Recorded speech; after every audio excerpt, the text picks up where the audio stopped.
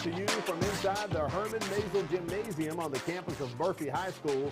The Vigor Lady Wolves are off to a slow start after their Final Four appearance last season, while across from them, the Murphy Lady Panthers are one of the hottest teams on the Gulf Coast right now. Get yourself ready as Vigor and Murphy are about to collide for the MCPSS High School Basketball Game of the Week. Thanks for joining us. I'm Al Weed along with Coach Ronnie Arrow. Coach, Vigor made the Final Four last year, but so far this season, it's been somewhat of a struggle for the Lady Wolves. Yeah, it has been. It's always, when you have new coach coming in after so successful, and they only have 4 girls back from last year's team. So to be able to synchronize and get them going, they have one girl, Kiara Howard, averaging 16 points a game, and then the Washington girl, 11 points a game. Other than that, they're not getting much scoring. Coach said that they have to score off their defense because they're having issues trying to score on half court. Got to score. And looking at the contrast, you have Murphy, one of the hottest teams right now on the lady side, coming in tonight under second-year coach Mikkel Cleveland, doing a fine job with the Lady Panthers so far this season. Yeah, they're off to a really great start. They want to be able to push the ball also. This is going to be like a mirror drill because both teams want to push the ball. They want to score, but with Murphy, they want to go inside and out. They've got a couple girls that can score inside, and it's not just penetrate and pitch and jack the threes. They want to go, they're old school.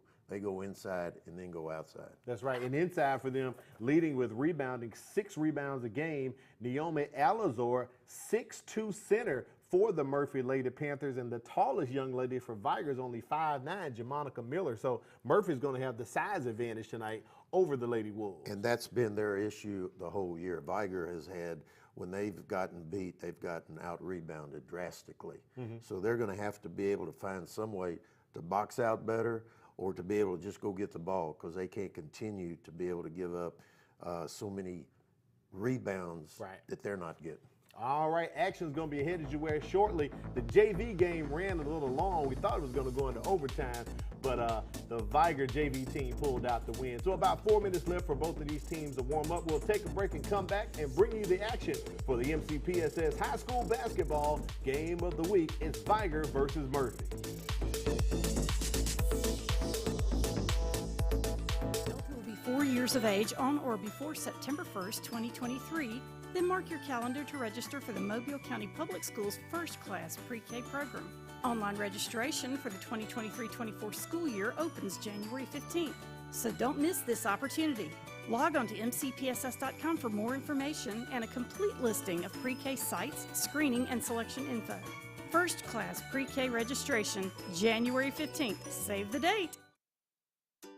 There's a lot to like about Mobile County Public Schools. What I enjoy about Mobile County School is the extra attention my teachers give us to help us learn.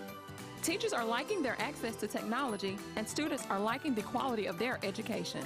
I like the technology that's been incorporated into my education. And since 1826, you have trusted us to prepare your child for their future, and we like that. Mobile County Public Schools. We are learning today, leading tomorrow.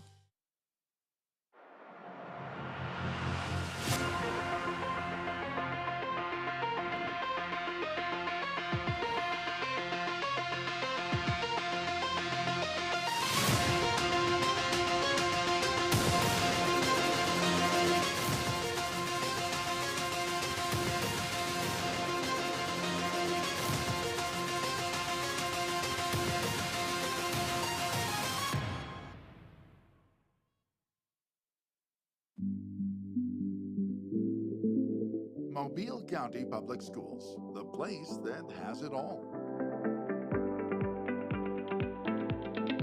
We have 90 schools that include rural, urban, and suburban schools of various sizes.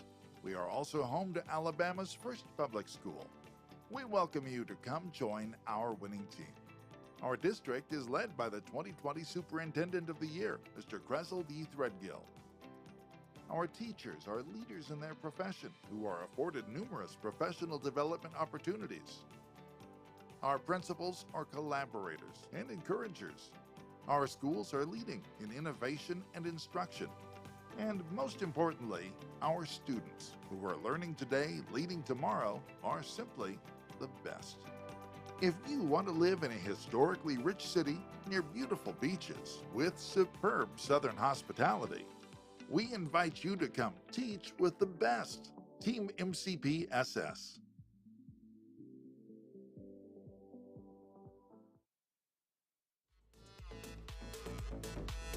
We're getting you ready for the MCPSS High School basketball game of the week. It's the Vigor Lady Wolves taking on the Murphy Lady Panthers.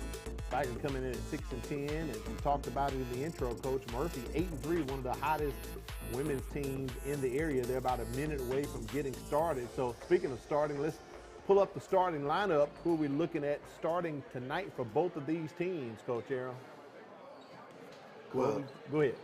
These starters that are going to be playing, if you look, Murphy's going to have considerable size on Vigor. That's why Vigor's been having major problems, major issues getting out rebounded every game. They're going to have to find a way to be able to keep from turning the ball over as much as they've been doing and getting out rebound like that. Leading scorer for the Lady Wolves, Jemiah Washington, averaging 11.3 points per game.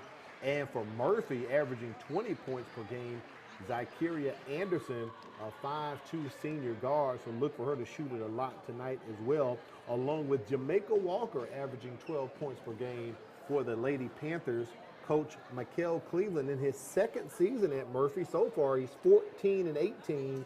That's a .438 winning percentage, Coach. So right now he's trying to get things turned around and flip those numbers and get over 500, get them another notch on the belt tonight with a win. That'd be really good.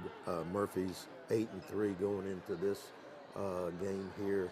One more game. It's always good before Christmas to win your last games and go eat turkey or whatever you're going to eat. I like that. You don't want to lose the game and then go eat turkey. I like that. They get ready for the tip-off right here as we are inside of the Herman Mazel Gymnasium. Coach Era, myself, we're at the MCPSS Sports Central location bringing you the action from Midtown Mobile as we're about to have our tip-off here for our last ball game for this year, 2022. We'll have some more in 2023, Coach. Yep. I'm looking forward to this game. This is a big rivalry game between the two schools. They want to have bragging rights for the year. They do. So they need to win this game so they can talk about that they won this game this year. They've played many, many games. These are two of the older schools in Mobile. So the ability for them to be playing every year against one another is really good. As you can see right there, the size differential getting ready to tip off. As Stephen Newhouse brings the ball to center court. And we are underway as Alazor tipped it, but Vigor takes control as they try to get on the board first. Man-to-man, good help on the backside, trapped in the corner. Shot goes up from Howard, no good. Rebounded by the Lady Wolves, but they can't convert. Loose ball, and Alazor picks it up. And Murphy takes control as they bring it across the timeline. Anderson gives it to Anderson. Goes up the shot. Vigor's in a 2-3 zone. They worked the ball around. Murphy worked the ball around. Got a nice shot. Didn't go in. It's going to be interesting to see. I'm going to make a statement that whoever has the most turnovers are going to lose this game because they're going to get up and down the court. You said you were going to try to track them tonight, I'm going to track them. On the move, Chloe Gilmore, right there from the free throw line, off the backboard. Gets her own rebound. I like the hustle Gilmore shows as she dishes it to her teammate. Shot no good by Stanley. And up the floor come the Panthers. Look at the size of Nia Anderson to the hole, no good. Gets her own rebound and puts it back in for the first points of the night. And there's that rebounding again. Both bunches are looking to out-rebound the other one because right now both teams have struggled a little bit rebounding-wise when they've played. When they've rebounded well, they've won. Howard with the ball, she averages 16.8 points a game, leading the Lady Wolves. A turnover right there. Have to add that to your tally, Coach. Got it. Against Vigor. Up the floor, Jamaica Walker.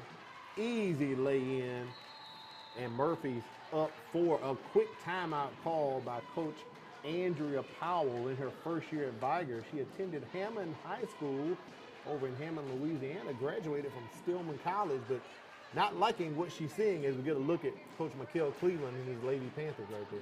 Coach Powell also, if you're looking to be able to move up, she came up through the AAU circuit. Right. You know, so there's a lot of AAU coaches out there that work their tails off, and she was one of them and was able to move up. And she did play a couple years overseas too, semi-pro. Not overseas, in the country, semi-pro. Vigor down 4-0 right now to Murphy. Full court press by the Lady Panthers. As official Stephen Newhouse says that ball is still alive just across the mid-court stripe. Loses the ball, Vigor does. They're Up pushing the floor ball comes Murphy. again. They're pushing Walker. Goes in. Thought she was fouled. Didn't get the call. Breakaway bucket. But no, I spoke too soon, Coach Arrow. Yeah. The ball does not go through the cylinder. Gilmore, you can't miss shots. I thought it was a for sure two for the Lady Wolves. Wide open layup. You got to make that one. That ball is out of bounds, so it's going to go over to Vigor right Murphy. here.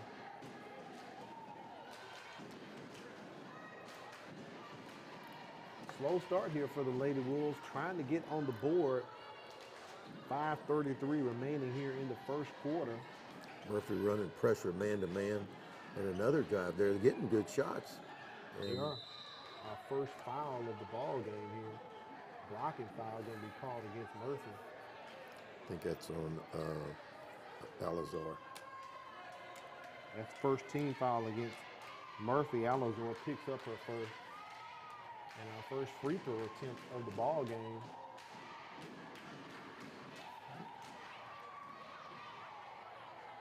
As Jeremicia Williams makes the free throw. Got nice form, stepped up there. Looked like she's been making those her whole life. Sinks both of them. Pushing the ball. Shot no good for Murphy. Wide open, Anderson has a shot, rims out, another rebound, but not brought in by Murphy as they outrun our camera guy. And that shot no good. Let's see, it's gonna remain with Vigor. Cleo Gilmore is a really, really good athlete. She pushes that ball. She gets out of control a little bit, but she will push that ball. Yeah, she's definitely pushing up the floor for the Lady Wolves.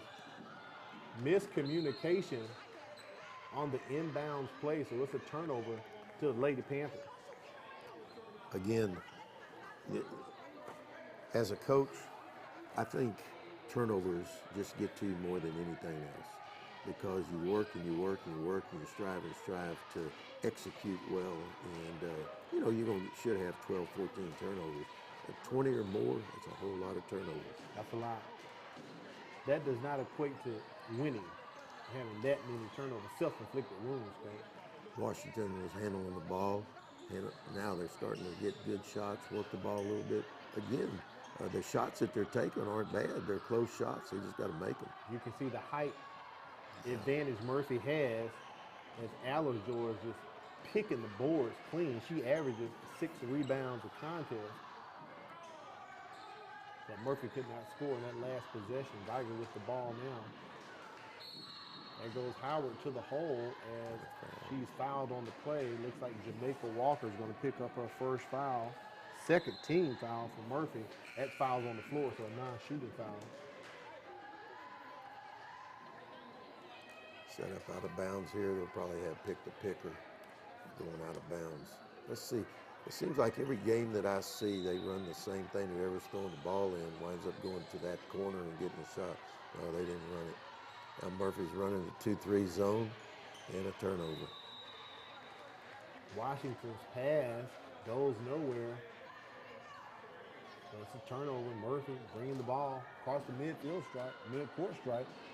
Right up the middle goes Jamaica Walker. Couldn't convert it, Coach. No, and she, again, both teams are getting to the hole. They're just not finishing. From the elbow, Howard shot no good. Coach Michael Cleveland calling for a foul. Nia Anderson, He gets she's the a foul monster right in there. She is a Unfortunate, it's monster. against Yeah. Zakiria Anderson. That's her third team foul against Murphy. I'm sure Coach Cleveland saw it another way. Tell you what, a lot of these girls got such long hair you can't see their numbers. It is tough. You got to pay attention. Vigor with the bucket right there. And, Coach, I can't believe it. We're actually notched at 4, but so many shots from both of these teams just not falling. That one comes up short as well for Murphy. That one barely hit the net. You know, it's different playing at this time of the year. They know holidays are coming up. They want to win going away and going to the holidays with a win. But there was a little Euro step by Anderson. Zakiria Anderson had the Euro in the runner, but could not convert it. It'll stay with Murphy as Anderson is going to inbound the ball for the Lady Panthers. Hey, well, we got some hairstyles out there today. We've got some that are long, short. Well, you know, it's all about expression, Coach. Expression, there you go. One way you do it in basketball, There you you're go. definitely expressing yourself. Some substitutions coming in from Murphy, checking in number 2, Adrian Stevens, and number 24, Jasmine Hobb. They're going to check in here with 3:14 remaining in the first quarter. Al Wheaton, the coach, Ronnie Arrow, giving you the action on the campus of Murphy High School. Penetrating pitch. Tell you, Anderson is always around the ball, whether it's on offense or defense. Nice turnaround Howard jumper. with that by turnaround Howard. jumper. And Vigor takes the lead 6-4. Both teams have had opportunities, just not getting the ball to drop, especially for Murphy. They have a lot of shots tonight. And that was almost their third turnover. They're out rebounding Vigor, but their turnovers have been hurting them. Anaya Anderson A little off the scoop glass. shot. Little scoop shot. No good. I think Anaya's getting a little tired. She was the last one down the court. She's been working. She's rebounding. She's trying to score. Jemiah Washington running it. Tries to get it over to her teammate, but stolen. Another turnover for Vigor. It's 3-2 on turnovers. Shot no good. Outside with the jumper. Stevens can't get it to drop. Nice rebound. The officials somewhat letting them play tonight, Coach. You know, it seems like I've been to about 7 or 8 games, some of the ones that we haven't called, and it seems like all the officials got together this year and said, we're going to let them play more. Yeah, they're Letting them play. hand check. They're letting Yeah. them hand check, which they never have before. Howard's shot is off. In layman's terms, she just missed the gymnasium. That is what I have heard before. Turnover, and it goes over to the Murphy Lady Panthers with 1:36 remaining here in the first quarter. It looked like we have a timeout. I don't know if it was called by Murphy or Vigor, but we have a timeout on the floor. And speaking of timeout, it is time to take some time out and off for real. You may not have to mark your calendar, but I want you to anyway. Christmas and New Year's winter break time here for Mobile County Public School System. So December 19th through January 4th, the kids are going to be out. Classes resume January 5th. The kids will go back January 5th. Parents, I know they're excited. It's a holiday time, and Coach, a lot of folks going to be off, but December 19th through January 4th, MCPSS kind of taking that winter break. It's a winter break, but it seems like they were just on a break. Yeah, well, you know, a couple of weeks ago, Thanksgiving out for a week, but to me, December has just flown by. And you're right, it does really seem is. like it was only a couple of weeks ago. I don't know when the kids go to school anymore. Yeah, but they'll return January the 5th. We came around at the wrong time. Yeah, I'm telling you, they get a lot of days now, They Coach. I got to say, they get a lot of days. They get a lot of days. But you know, changing of the times, Vigor's going to inbound this ball up 2 points. A lot of points actually left on the court. A lot of missed shots here in the first quarter. Can't wait to see what the first quarter stats are going to look like for my buddy, statistician Matt Moore. Well, the stats are always important. I always enjoy, you know, why aren't you rebounding? Why I am rebounding.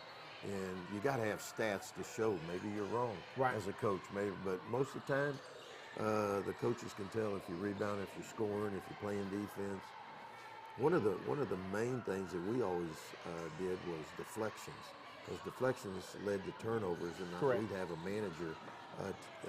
31 deflections, you win the ball game. Wow, Cunningham Stanley hits the bucket right there, extends the lead by 4. A little full court press they're putting on Anaya Anderson, but a foul call, no timeout taken by Murphy. Coach Cleveland didn't want to get that 10-second call in the backcourt.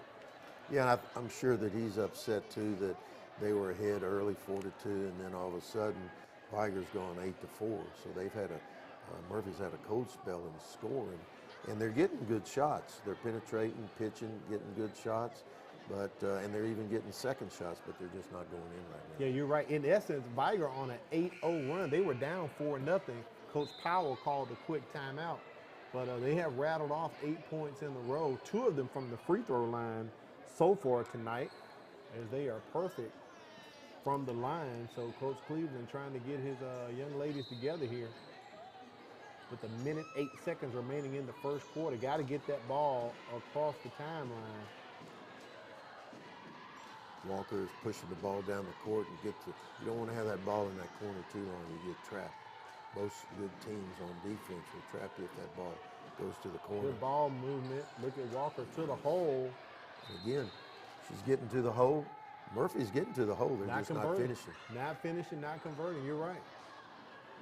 I do like them having the ability to get to the hole. They're not just standing and throwing the ball away, but when they get in there, they've got to finish. Murphy putting the pressure. Vigor breaks the trap easily. Kiara Howard to the hole. See, in most cases, turnover. In most cases, that would have been a foul. But I think all along the games that I've seen, I think the officials said we're going to let them play a little bit more. And as a coach, just do it the whole game. Whichever way you're going to start out calling it, do it the whole game. Chloe Gilmore checks back in for the Lady Wolves. Pressure from Vigor, but they get it across the midcourt stripe. Traveling called against Anaya Anderson. You're right. Every time Murphy comes up the floor, she's touching the balls on each possession. One way or the other. Rebounds, dribbling, shooting. One way or the other, she's got the ball in her hand. Very active player. Vigor could hold this for the last shot. There is no shot clock in high school basketball. We're into 25 seconds here. Let's see if they're going to try to milk it or take a shot. It looks as if they're going to try to take the last shot here if they can. Vigor's not quite as active on defense as they were to start the game. No foul there. Anderson saves it, gets it back to the Lady Wolves, but they steal it back. Murphy steals it. 4 seconds. Stevens with the ball. She's not fouled. Loose ball on the ground. So we're going to end the first quarter. A very interesting first quarter. Vigor on top, 8-4. We'll be back with second quarter action. You're watching the MCPSS High School Basketball Game of the Week. A child who will be 4 years of age on or before September 1st, 2023, then mark your calendar to register for the Mobile County Public Schools First Class Pre-K program. Online registration for the 2023-24 school year opens January 15th, so don't miss this opportunity. Log on to mcpss.com for more information and a complete listing of pre-K sites, screening, and selection info. First Class Pre-K registration, January 15th. Save the date. Thank you. You're welcome. Ayla, hi. Oh, hi, Sierra. How are you? Good. How are things? Things couldn't be better. What do you mean? Well, I just started this new job as a school teacher with the Mobile County Public Schools, and it has been a life changer. Great benefits, the hours are great, and great students. Just overall, it's a great opportunity. Oh, wow, that sounds great. Yeah. I'm going to look into that. You should. For more information, visit mcpss.com/job opportunities.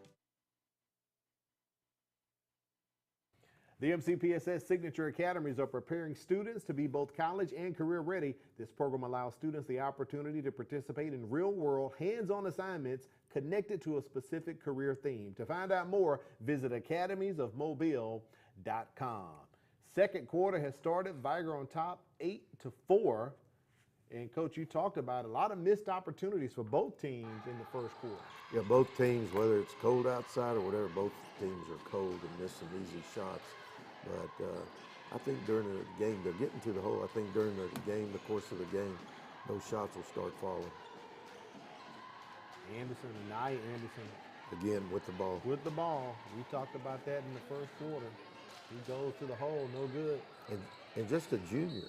And she's 5'9", a junior, averaging 10 points and 8 rebounds a game. I think she'll be able to play somewhere at the next level. I'm with you. Stay healthy and stay focused. And Vigor, mental miscue as Jeremicia Williams steps inbounds outside of the end line there. And Murphy's going to get the ball under their basket. Another turnover. Right now it's 4-4. Wide open down low. Tony Brown back door against the Lady Wolves. 8-6 is the score. And now they're turning up the heat. Murphy's turning up the heat. They're pressuring full court. The ball was tipped. It was tipped. They get it up to Walker. She moves in. Got to the hole. Overshoots the basket. Kyria Anderson passes it back to Tony Brown as they're working the ball. Nice shot by Murphy. I believe that was Walker with the 3. I think so. As Murphy has taken the lead 9-8. 2 quick buckets right there by the Lady Panthers and a quick steal. And who has the ball? Anaya Anderson, high off the glass, gets her own rebound, but she is fouled by Chloe Gilmore. Yeah, I remember when I said that it looked like Murphy was picking up the pressure again on defense. They've already caused, now Vigor has 6 turnovers. So not only are they turning it over, it's allowing Murphy to get easy buckets on the turnovers. So that's why they've taken the lead. They went from a 4-point deficit to a 1-point lead now. First shot by Anderson is missed on the free throw there. I like her intensity. Checking in for Vigor, Jamia Washington, a 5'6" junior. And Anderson misses them both. She went first time, made 2 like a pro, and then this one she missed 2. Shot blocked by Anderson, using her 5'9" frame right there. She didn't like that call either. She slammed that ball.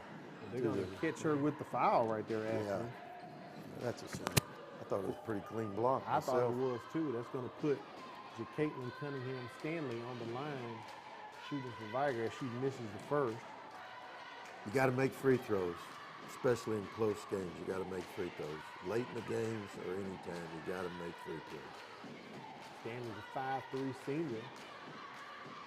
Makes the second. Nice form on that one.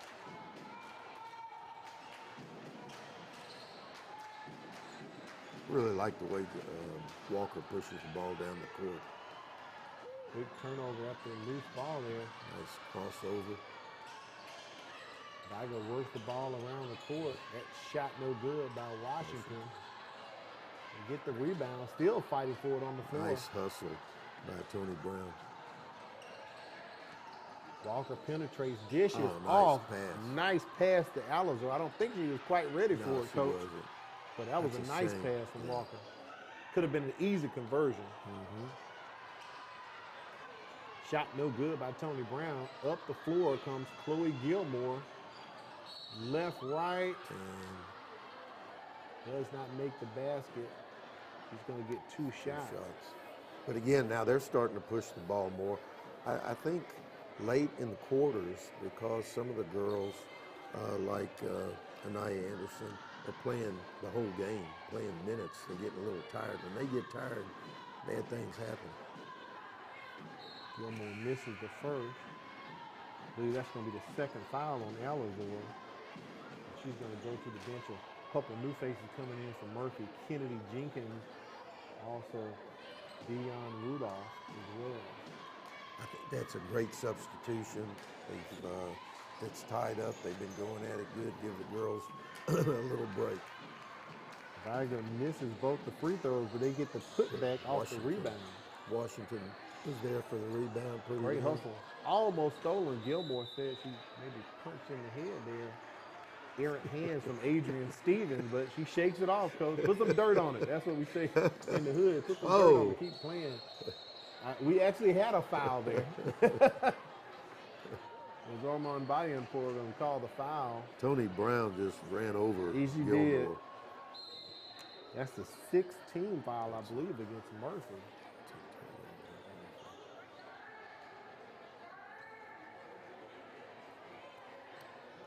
And Coach Cleveland's going to need some help here. They're going to have to get a young lady to the bench. I believe that's Tony Brown. Yeah. She got hit. She took that lick. She had a pretty good lick. It was head against head. We got signal for the foul, so they'll let the trainer attend to her. As that is Murphy's 16 foul, so one foul away from putting Vigor into the bonus as Coach Cleveland doing double duty down there cleaning up the floor. That's what you got to do in high school ball. Yeah. Wear many hats, Coach. Yeah, you do. Many hats. Remind me of junior college when I coached in junior college. Yeah. You have many hats there, Many too. hats to wear. That's right. You're right. Howard penetrating, kicks Nice back pitch. out. Very nice. Very Shot no nice good. play. Rebound grab by Nadia Duncan. Her shot is up, no good. Down low with the rebound, Kennedy Jenkins as they push it up the floor. Jamaica Walker tries to put the pass down low to Adrian Stevens. Couldn't get enough English on it for it to hop back to her. But I give her credit for the effort, Coach. I give her credit for the effort. And right now, it's tied up 6-6 on turnovers. And Vigor only up 2 points, 11-9. As we said earlier, they are letting them play. But it's been a bit sloppy. A lot of shots not converted. Walker with the steal and score and count the basket and one. She's going to go to the line. You know, and both the coaches, when I talked to them, both the coaches said we have to score when we press because we just don't score well out of just half-court offenses. So right now, that's what they're doing. Both bunches are scoring on their presses or going to the free throw line. Cannot convert the shot. They get the rebound. And Walker gets it the hard way as she scores the bucket. I really like Walker. I mean, she comes to play. I mean, she looks you right now and says, you're not going anywhere. She pushes the ball on offense, and she plays tough defense on the defensive end. 13-11 is our score. Shot put up, no good. Put back, no good. Stevens with the rebound at 5'5". She gets down there and hustles and grabs it. And up the floor comes Jamaica Walker, driving again. Count the basket, another and one opportunity for the senior, Coach. And you know what's happening, Coach Cleveland substituted all those players at one time, and they've taken a 4-point lead with the substituted play. They're fresh. Right. And like I said a while ago, I thought some of the Murphy girls were getting tired. Replay right here, as you can see, Walker goes up. And finishes. That's what they weren't doing at the first quarter, in the first quarter.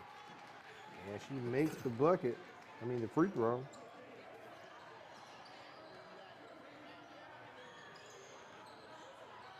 Nice pass inside, turnover. Walker with the steal, gets it down low right quick. But Kennedy Jenkins called for the travel. Turnover to Vigor. Lady Wolves down 5 points here. Approaching 3 minutes left in the second quarter. Chloe Gilmore back at the scorer's table. She only has one foul.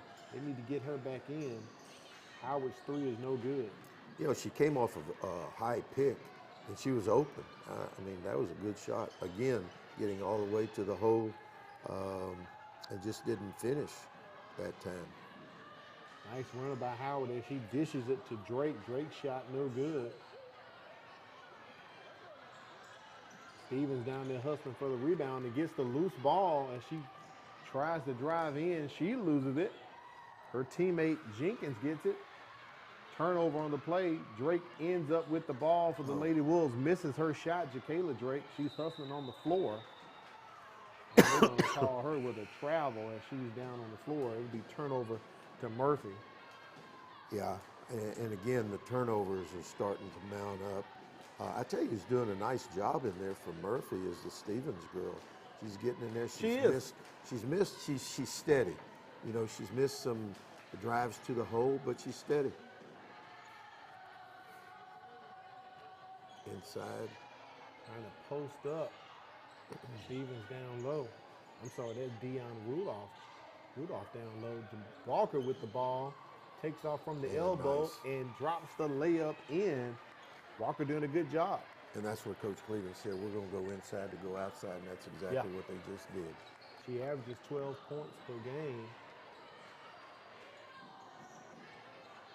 Chloe Gilmore. And look at Stevens, all in her face being an irritant, Coach. Causes that turnover right there. No question. Stevens has gotten in there and given Murphy some good minutes. Checking into the ball game from Vigor, number 40, Alexandria English. She's a 5'3" freshman. It looks as if Kayla Drake is going to the trainer's area. I just saw her flash in front of the screen there, number 11 for Vigor. Nice spin move by Gilmore. Rebound by English. They can't convert. 150 remains here in the second quarter. As Murphy has come out hot in the second quarter. Oh, look at that, dropping another one. Walker. You give her a step, she's going to the hole. He is lighting it up for the Lady Panthers tonight. Nice drive and in. Good job by Jamia Washington. Vigor needed that bucket right there, Coach. They needed that. Both teams are starting to get to the hole, and now they're finishing. Look at Walker go to the hole. And you know what's really been good? Anaya Anderson has been able to rest. Correct. Because I thought she was getting tired. She was doing a whole lot. I will say this. I'm not saying that Murphy went small ball, but losing Alizor with 2 fouls and Anderson on the bench, you would have thought things would have been a bit different, but they're up 22-16 right now. Right. And that was a nice outside shot by Howard. Caught the ball, was wide open, and made the three. There goes Walker again. Nice pass. Stevens working hard, just can't get the ball to drop for her. All the hard work not paying off with a basket for the young lady. Nice pass. Down low, great shot right there by Jeremicia Williams. As the Lady Wolves just go to basics. Only down 4, they've cut the lead to 4. Less than 30 seconds to play here. Coach Powell imploring her young ladies, keep fighting, keep fighting. Walker's basket no good. She's still trying to get it in there. There's no pulling it. Uh-oh. That's definitely a foul by Chloe Gilmore right there. She pretty much took out Zykeria Anderson. I love it. She's like, what did I do? What did I do? Who, me? That's called a foul, young lady. Who, me? I didn't mean to. Zykeria Anderson goes to the line. She's a 5'2" senior. And you know, she wasn't going to make that shot anyway. It's a shame that they wound up fouling her. So far, Murphy only 1 of 5 from the charity stripe. You know, Zy Anderson is averaging 20 points a game. She's been sort of quiet tonight. Sure has. And she was fouled behind the three-point line. I didn't even catch that, Coach. So she went 2 of 3 from the free throw line. The turnovers have stopped on both teams. They're getting shots. And now, Murphy and I just said that, and there goes Vigor turning it over. As they ripped Howard. There's Anderson. Zykeria Anderson put up a long 3. And a tip. But Stephen Newhouse, official, waves it off. That bucket does not count. So an interesting second quarter, 24-18. Halftime is here. We'll come back and take a look at first half stats. Murphy on top right here in the ladies contest for the MCPSS High School Basketball Game of the Week.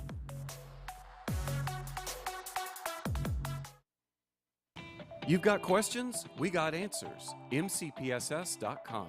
Whether it's attendance zones, school calendar, lunch menus, or registration information that you are looking for, you can find it right here, mcpss.com. You can also get the latest news and district-wide calendar information, and it's just a click away. So when you need to know, and you need to know right now, check us out, mcpss.com.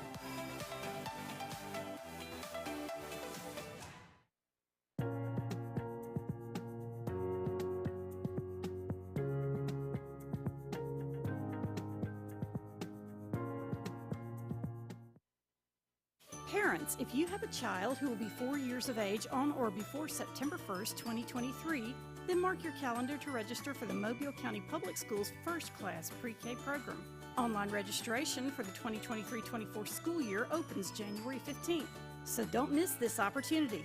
Log on to mcpss.com for more information and a complete listing of pre-K sites, screening, and selection info. First-class pre-K registration, January 15th. Save the date.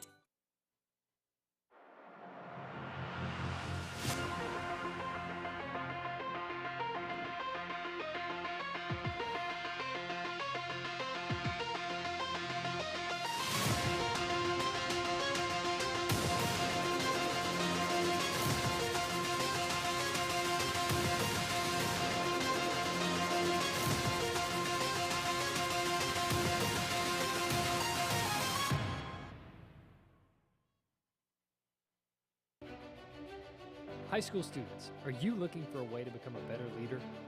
Then the Junior Officers Training Corps may be what you're seeking. If you would like to develop self-reliance, learn ways to be more responsible, and improve your communication skills, you can do that and more when you register for the Junior Officers Training Corps. The JROTC program is available to all high school students in Mobile County.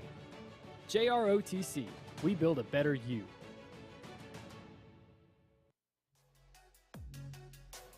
It is halftime here at the MCPSS High School Basketball Game of the Week.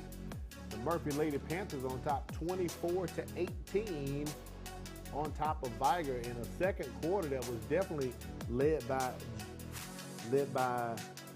Jamaica Walker. Coach kind of took over the ball game. I know she's the team's second leading scorer, but she really did her thing in the second quarter. And you know what? When she did that, was able to get in there, then they were resting her, and second bunch was able to come in and get the lead that they have now. Correct, because going out with 2 fouls, Naomi Alazor and then Anaya Anderson kind of went to the sideline as well. Let's take a look at first half statistics if we can get those up. That'll kind of tell the tape of the game here so far during this contest, because quite interesting. We know we had some sloppy play in the first quarter. As you can see right there, field goals for Murphy, 10 of 22 and 6 of 17. No surprise that they missed so many field goals, Coach. That's the difference in the game right now. I have turnovers. I have 8 for Murphy and 9 for Vigor. So the turnover situation and the missed shots by Vigor, they've been playing good ball, and they've been getting to the hole. If some of those start falling for them, who knows what will happen. Right, I have Vigor 3 of 6 from the free throw line, and Murphy, I have 3 of 7 as well. 3-pointers, we only saw 1 from each team. They were jacking it up, as you saw Vigor with 4 attempts. And the young lady for Murphy, Zakiri Anderson, the leading scorer, I guess she was attempting a 3. She was fouled behind the 3-point. I never really saw her, but I guess because she was behind the 3-point line, they gave her the 3 shot. Al, that stat at the end, the rebound, 15 rebounds with Murphy's 18 rebounds. I would have thought that Murphy would have been out rebounding them more than that. Right. That stat right there is what's keeping Vigor in the Pretty game. much, yeah, the rebounds it is. Because you look at it, and Murphy, the Alazar girls averaging 6 rebounds a game. Naya Anderson is averaging 8 rebounds a game, and Walker's averaging 5. Right. So you put those numbers together, they're kind of right at the average. But yeah. Vigor with the rebounding, definitely keeping in the game. Plus the loose balls as well. It kind of cleaned up a little better in the second quarter. It was a little sloppy in the first quarter, but the fouls we were talking about that weren't occurring, they started to be called in the second quarter. They started getting, but the biggest thing, I think, with both bunches, when games started, both bunches were getting to the hole. They weren't going in. Mm-hmm. Towards the end, both of them were getting to the hole and scoring. They were. Coach, we're going to take a break, then we'll come back and kind of ask you, what do both of these coaches need to do in the second half to get the win? Don't move. We'll be right back with more action. You're watching the MCPSS High School Basketball Game of the Week.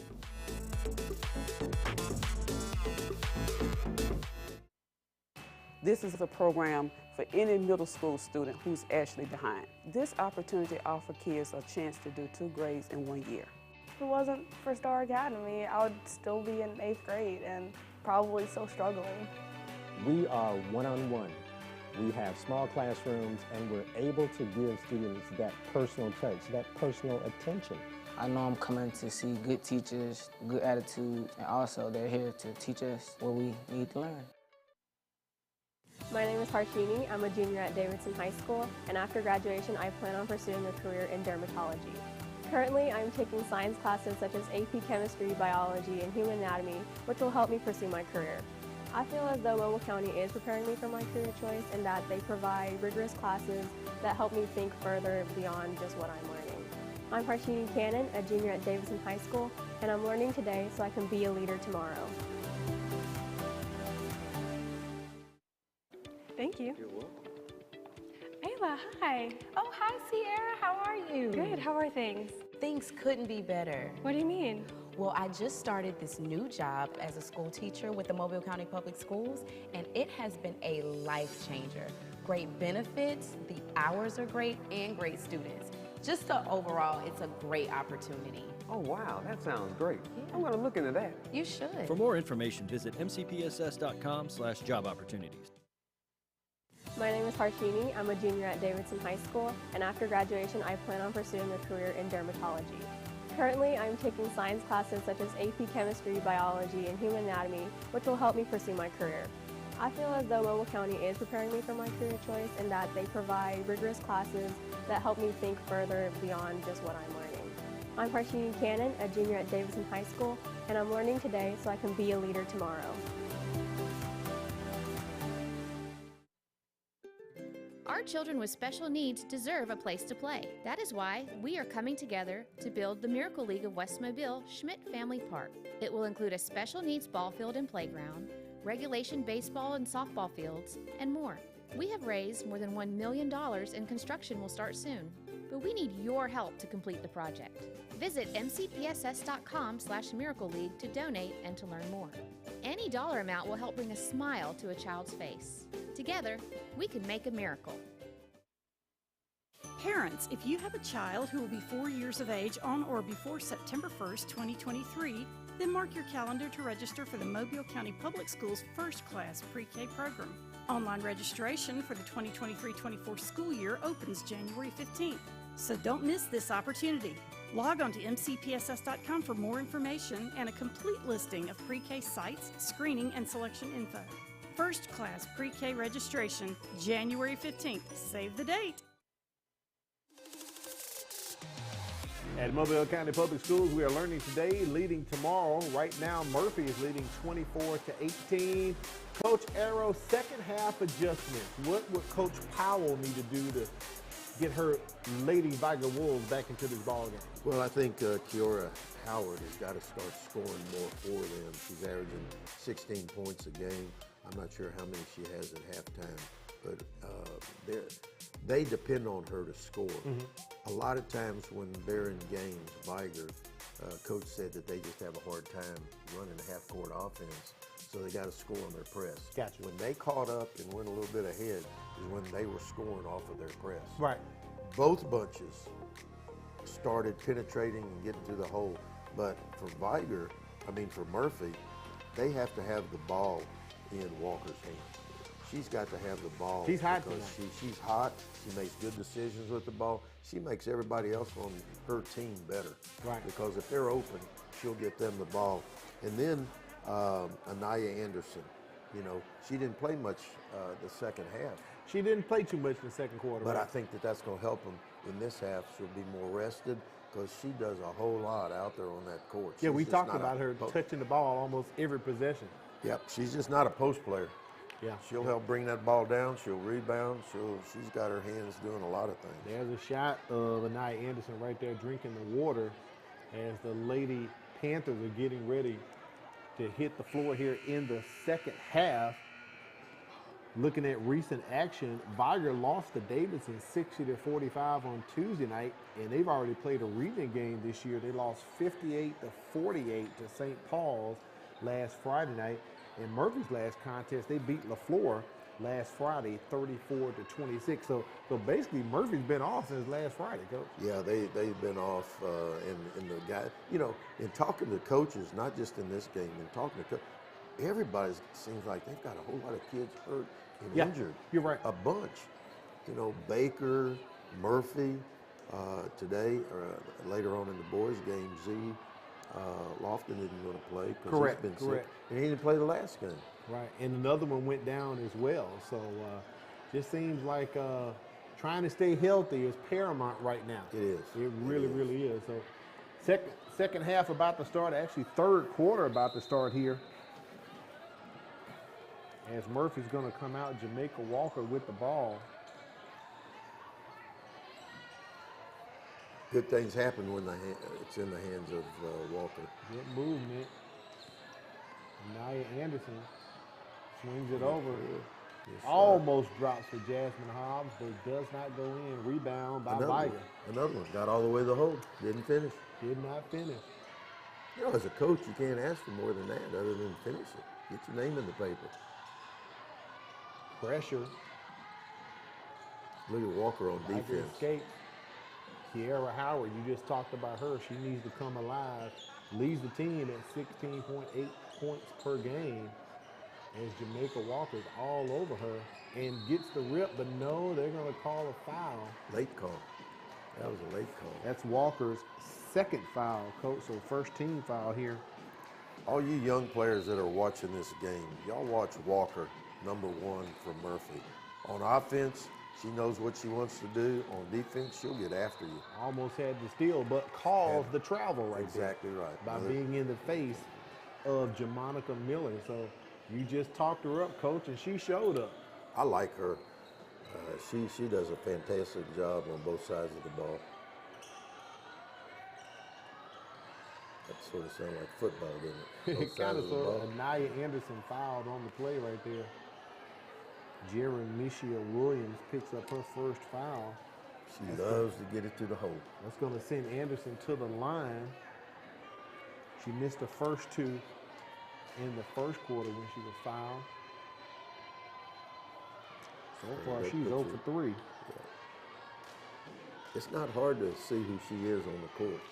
Can't miss her. No. If you miss the hair, just look down and you see the shoes. Shoes. Kind of shoots a rainbow free throw shot there. She doesn't have a bad looking shot. Missed both of them. If I'm not mistaken, I think she's 2 for 6 from the free throw line. She made her first two, and all the way up the hole. Jemiah Washington, nice play right there. There's a three. Boom. That's why she leads the team in scoring. Zykeria Anderson drops the three. And she didn't even blink, and that thing was dead center net. I really like the way that Murphy is getting after it on defense. Speaking of that, getting in right on it, Anaya Anderson tries to cause the turnover. Stop, pop, and drop. Kiera Howard with the jumper for the Lady Wolves. And she's averaging 16.8 points a game, so she needs to start coming alive and start scoring more herself. I think Coach Michael Cleveland has called a timeout. A quick 30-second timeout. I've got Vigor for 10 turnovers, and I've got Murphy for 8 turnovers. So far, that sounds about right. It's what I'm saying. I think the team that's going to turn the ball over the most isn't going to win the game.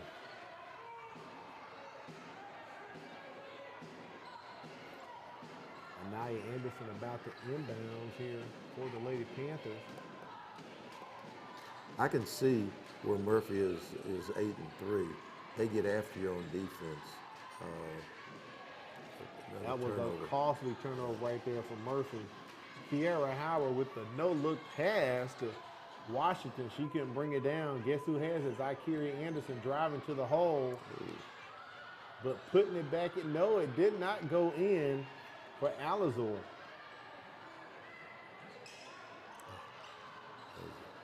That shot bad was shot off by Washington. Mm-hmm. Nice pass. Penetrate, pitch. Jasmine Hobbs can't convert. Getting the rebound down low. Zykeria Anderson, she can't get it, but they're going to call possession, tie up on the floor. Looks like it's going to be Vigor's basketball as Anderson was going at it with Jamonica Miller. And I was proud to see, Zy Anderson is leading scorer on the team, but that time she was in there getting offensive rebounds.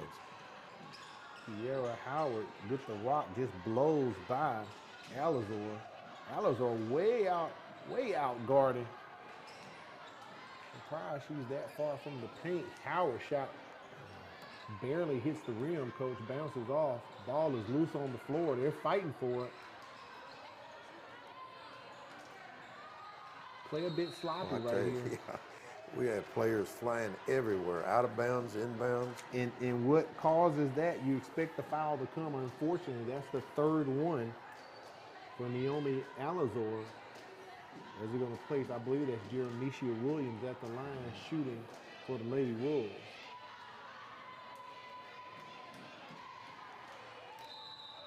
She makes the first. Well, they have Alazar and Anderson in there for rebounding purposes now. I don't think, if they do miss this free throw, I don't think Vigor's going to get the rebound.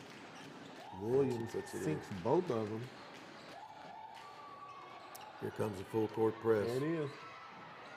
Pressure's on. See, that time she didn't know the rule, I don't think. She could have run the baseline rather than stay out of bounds. When the other team scores, you can run the baseline when it's out of bounds. If they don't score, you can't run the baseline. The fundamentals of the game, coach, the fundamentals. They put that pass in jeopardy because she didn't run the baseline. Well, they got the court spread now. Anderson drives in, pulls up a quick shot. Jamaica Walker with the rebound. She's going to force it in herself.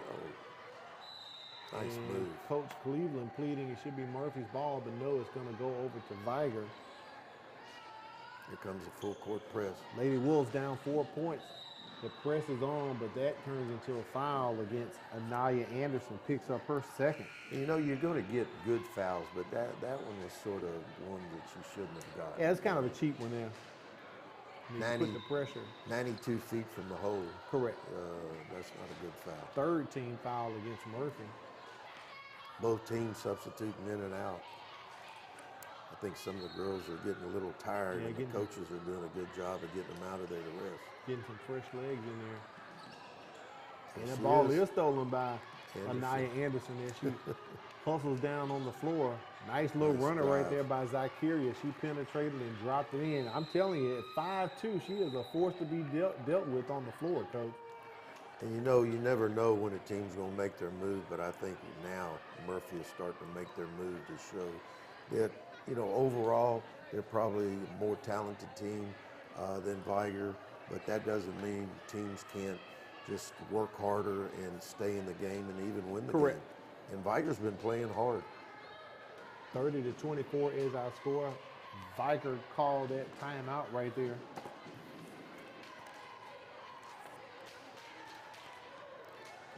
To find out all the latest news on what's happening in Mobile County Public Schools, follow us on Facebook, Twitter, Instagram, Mobile County Public Schools. We are learning today and leading tomorrow. Al Whedon, Coach Ronnie Arrow giving you the action here for the MCPSS High School basketball game of the week.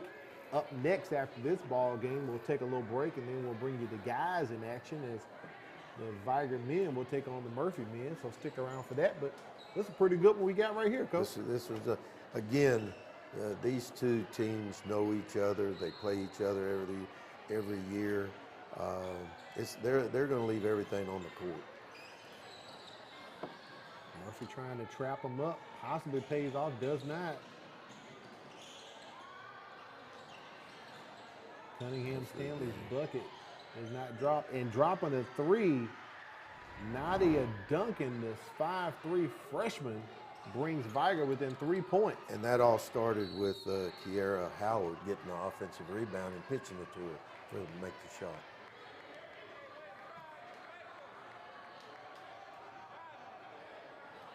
Foul against Vigor, their third team foul. I believe they're going to say it's on the floor. It wasn't a shooting foul. Based on where the action is, yeah, they're setting up. Here's a replay of the three-pointer, Coach. Look at Duncan back and back. Step back. Boom. Bam. Nothing but net. Resuming live action, traveling against Murphy, so they turn it right back over to Vigor, checking in for Murphy. Number 23, Kennedy Jenkins. And she's going to give the big girl a rest. Alizor actually has 3 fouls. So I'll tell you, that's a good move right there, 3 minutes. Let her kind of get some time. Get some time. Murphy turned the ball over 2 times, and when they do that, it gives Vigor an opportunity to come back or tie, get closer, or go ahead. Chloe Gilmore. Nice high pick, high. Running the point. Her shot no good. Put back by Williams.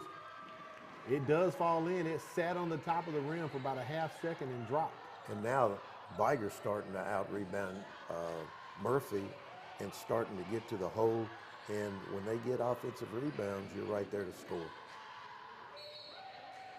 Loose ball's going to go to Vigor, down 1 point. And guess who's checking back in right on time? Kiara Howard, leading scorer for the Lady Wolves. I'm really surprised that Murphy hasn't gone inside more. I know Coach Cleveland said that he wants to be able to go inside and out, and I would have thought that they would have been doing that more. When they have done it, it's been successful for them. Shot up and fouled on the play as Gilmore was going to the hole. A few young kids, Gilmore started out right, went right, crossed over left, and took it to the hole with her left hand. A lot of kids, you know, you got to work on that left hand. You can't be putting it back in that right hand. 14 foul against Murphy. Gilmore misses her first. You know, if either team would have been hitting their free throws, they'd be easily 6 points, 8 points up higher. Easily. Vigor was 3 for 6 in the first half, and Murphy was 3 for 7. And she hits the second one. And here they come with the press. Let's see if Murphy will take care of it. It's in the hands of the ones that it wanted to be with Walker. Jamaica Walker, the 5'5" senior. He's going to penetrate, gets the call. It should be a 2-shot foul. Stephen Newhouse says it's on the floor. Both teams even with 14 fouls. You know, little girl Stevens is back in the game. Let's see if she can be as productive as she was in the first half. Yeah.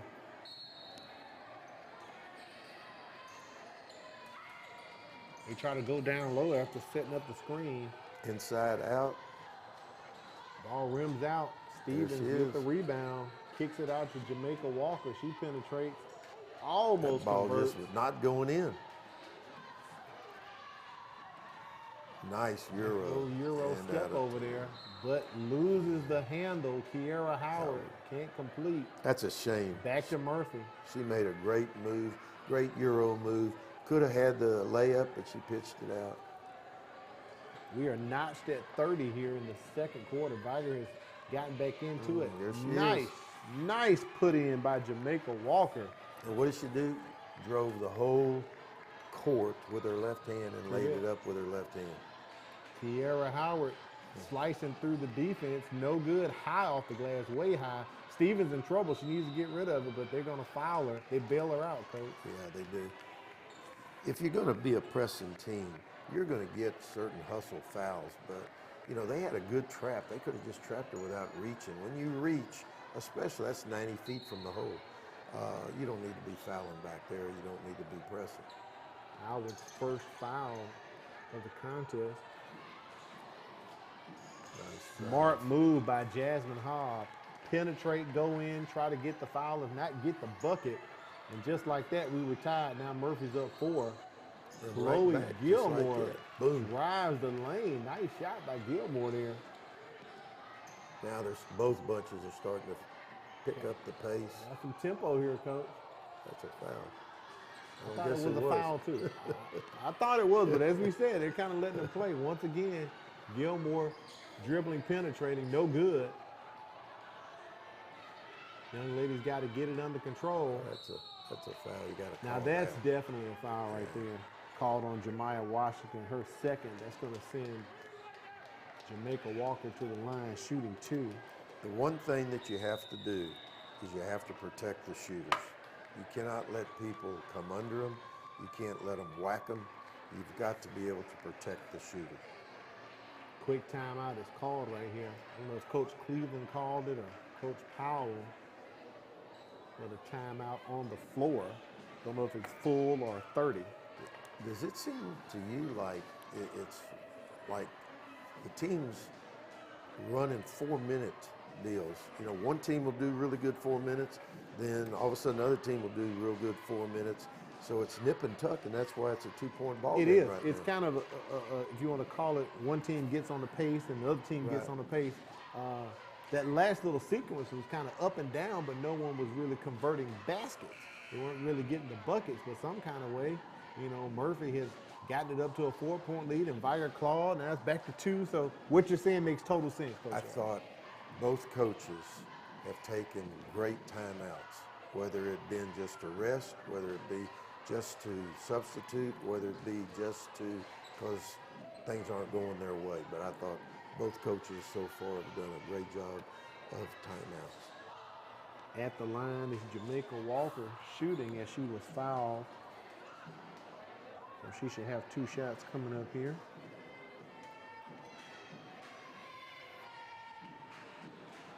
Nice shot. She shot that one. That was dead center.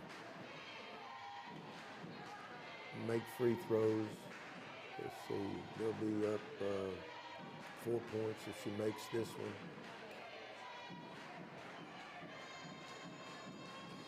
And It is a 4-point game. 36-32. Vigor's ball bringing it down. Sierra Howard in control, passes it over. Murphy back in that 2-3 zone, and they're trapping out of it too. If Good Vigor pressure. goes too And far they get down, the turnover, Coach. Yep. Oh, but the pass is blocked. As Gilmore is fouled by Kennedy Jenkins. I believe that's Jenkins' first foul here in the ball game. 5 team fouls against On that one possession, Vigor turned it over, Murphy turned it over, and they gave it right back to him, and now Vigor shoots free throws. That's pretty much been the tail of the ball game tonight, Coach. It has. All of a sudden now, both teams are starting to make their free throws. That's good. Can I say that? And you jinxed it. Yeah. Williams shot no good. Rebounded by the Lady Panthers. We went into 1 minute here in the third quarter.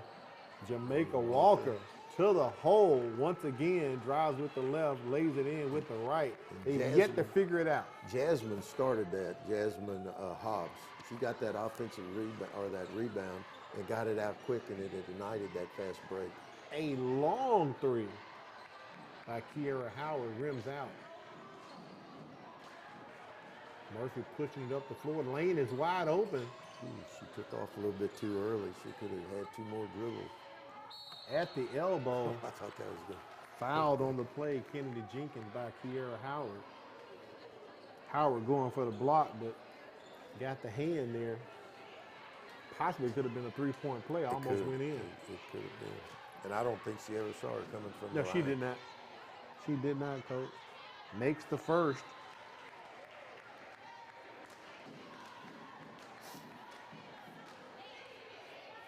Kennedy Jenkins is a 5'9" senior.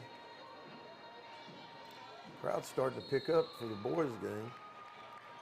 I tell you, I've been to probably 6, 8 high school games so far, and it seems to me the crowds have really picked up. Seeing great crowds. Yeah, and it's good. It's a tribute to the coaches. It's a tribute to the players.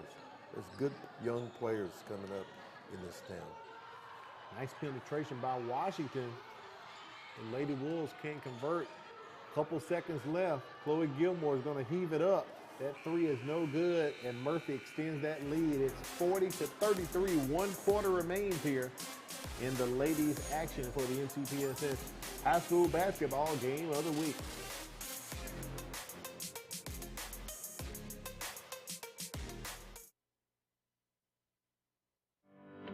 If you look at the numbers, Mobile County Public Schools is making great strides.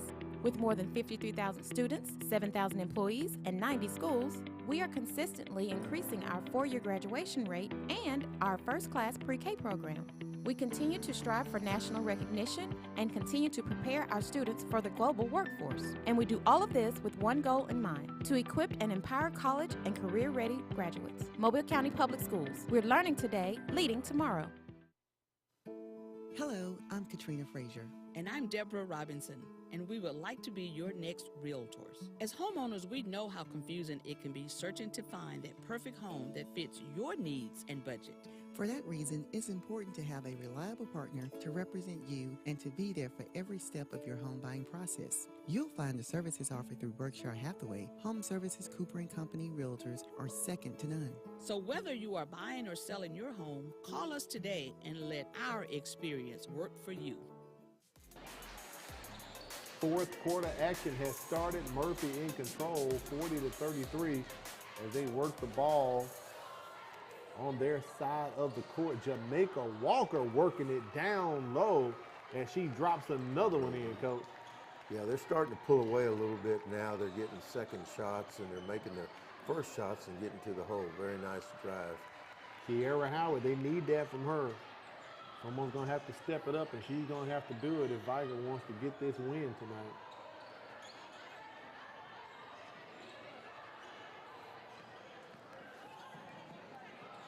Carly Lewis fouled on the play by Caitlin Cunningham Stanley. Looks like she might have got hit in the nose. She's got something on her nose. I don't know if that's one of those things that help her breathe better or if she got popped in the nose. Take a look at that and see as Lewis is at the line. Misses the first. So far, Murphy 4 of 7 here in the second half from the free throw line. One of the things that the players need to understand this time of the game is to be able to just take care of the ball. And I'll say this, they've stopped turning the ball over like they were early in the game, both bunches. 43-35 is our score. Approaching 7 minutes remaining in the ball game. She likes that Euro. Nice Euro, but cannot convert. She gets on rebound. Kiera Howard, she's hustling. Nice. Drives in again. Williams couldn't come down with that rebound. Vigor really needed a rebound right there. Really did. Murphy could go up 10 with the bucket. Uh-oh, look at here. Zachariah Anderson's shot was off. He was wide open. One may say it could have been poor shot selection right there, Coach. Yeah, it's one of those things that she probably didn't see the one coming from behind to get her. You've got to be able to seal or feel people coming around you, whether you're dribbling, whether you're shooting. You've got to have a feel for that. You say if you're that wide open, something ain't right. Yeah, that's right. Some kids say, but I was wide open. And sometimes my reply would have been, well, maybe that was on purpose. Right. That they were leaving you open. Jemiah Washington fouled as she drives to the bucket.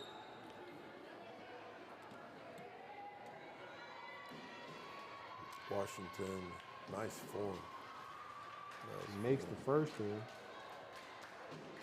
Okay, young kids, y'all watch the form that these players are using. If they use their left hand, if they get to the hole on the left side, if they're doing their step backs, watch and see the moves and learn what they do and when they do them.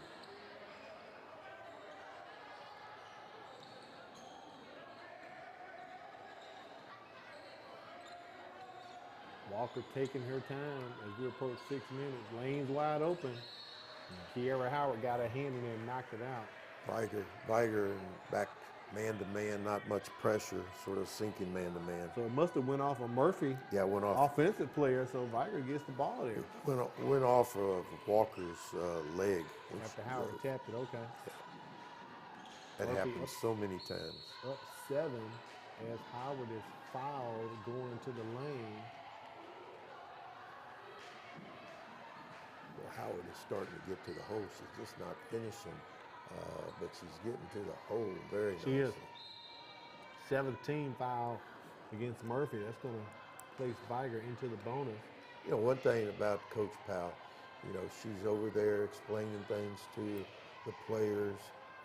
She's done a really good job with this group. And you know what? I might have told you. You know what she teaches? What's that, Vigor? Coach? Huh? Chemistry and physics. Oh, okay. So she's definitely doing her thing. Needless to say, I would have never been in any I of her wouldn't have classes. guessed that either. oh, been in the class. I got you. Anaya Anderson is fouled as she goes to the hole. Caitlin Cunningham Stanley picks up her second. That's the 19th foul against Vigor. You know, Anderson looks like she's fresh. The game's just starting. And she plays hard. Uh-oh. That was a brick.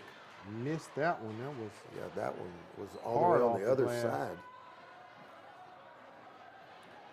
Coach Cleveland getting a little talk with the officials there. It always helps. So far, Murphy 5 of 10 from the free throw line here in the second half. She was shooting 50% from the line. And she finished. Coast to coast, Anaya Anderson makes the basket for the Lady Panthers. I would say, Al, that she's made her statistics tonight. She's averaging 10 points and 8 rebounds, and I would say she's got those with both rebounding and scoring.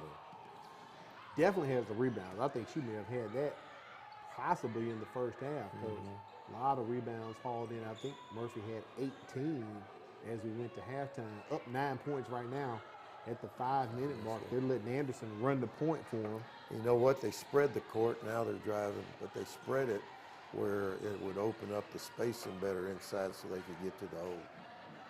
Kiera Howard on the move. Coast to coast she goes. Does not pay off. Who has the rebound? Once again, Nice Anaya crossover. Anderson does her coast to coast, and she comes up short, Coach. Tell you what, when you're going that way, unless you can dunk the ball, you need to get to one side or the other and lay it up off the rim. It's hard to drive the length of the court and just lay it up right over the front of the rim. 9 times out of 10, you're going to hit the back of the rim. It's going to go off. Loose ball goes to Murphy. Coach Michael Cleveland has seen enough. He wants to get things cleaned up. He calls for the timeout. And it's going to be a 30-second timeout at the 4:20 mark.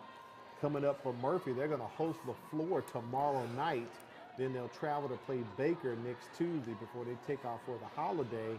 And Vigor, they're going to be playing, I believe, in Ocean Springs December 29th going to play against Ocean Springs in Biloxi on December 29th. So that's upcoming action for both of these teams as they approach the holiday and the new year just around the corner, Coach Aaron. I would, tell people, if you like high school ball, there's been some really good games. Fairhope upsets Baker, and LeBaron had 45 points, and Spencer Sims had 46 points. For Fairhope, wow. For Fairhope. So there's 2 really good players right there. Baker beat Theodore in a close game. Blunt beats Baker. I tell you what, Blunt's got a nice team. When they press good. Nice bucket by Zykeria Anderson. Off that timeout called by Coach Cleveland as the lead is now 11 for the Lady Panthers. They're trying to stretch it out. Moving in, Jemiah Washington, her shot They got no away good. with a foul. They got away with a foul then, I think. Jamaica Walker blocked by Washington, but they're going to say she had some contact, so they're going to call a foul right there, Coach Aaron. That call was made about 5 minutes after the foul. I didn't think they were going to call it. And that's the 10th foul, 10th team foul against Vigor. Well, right now it's getting to be a free throw shooting match because everybody's taking it to the hole, and there would be more going on except the officials are letting them play a little bit here late in the game. 12-point lead, 48-36 with 3 minutes and 48 seconds to go.